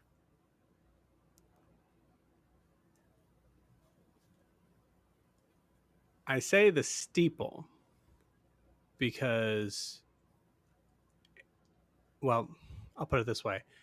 The steeple is what you notice first, not because of how high it is, but because of how close it is. You see that it is seems to have been detached from the building behind it. You see that it looks like it's been knocked down from something that looked violent, even in the like kind of pitch blackness. And you hear voices off in the not so far distance, you hear the sound of hammers and nails. Do you follow that sound? Yeah, actually. Okay. As a matter of fact, I do. I Can think tell in what the religion the steeple in the church was from before I get too close? I'd say if you want to roll me a religion check, you could, but it's pretty dang high. Why not? I Sure. know nothing if I don't roll it, so there's a small chance I'll know something. Nah, 12. 12. Okay, cool. Can I tell if it's a good religion or a bad religion, like an evil religion? Can I tell that, like, just from the decorum? What I'll tell you is what you see. What you Okay. see is a depiction of what looks to be what looks to be like a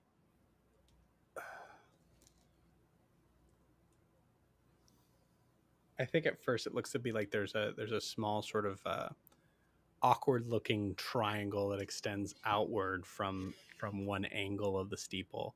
You notice that it seems to be pale in the like very faint starlight, and it takes you a second with a 12 to see that there are eye holes on either side of this this white as bone structure. As you see it, as it looks to be a very large uh, depiction or an actual skull of something that looks to be uh, what's the word?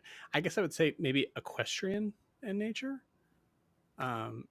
And as the light kind of like we'll say reflects off the water, you can see the water's just to your left. You could just ignore all of this and go to the water. You see, like almost in the reflection of it, you see that there are antlers that hang off of it and go out in a very wide direction on the top of the steeple. The sounds of hammers and nails get a little louder as you hear the sound of. I'm trying to think of a way to describe this. I'll say cheap laughter. Okay. Um, if you look beyond the steeple, so you probably have to walk about maybe like 5 feet forward to see what is being built.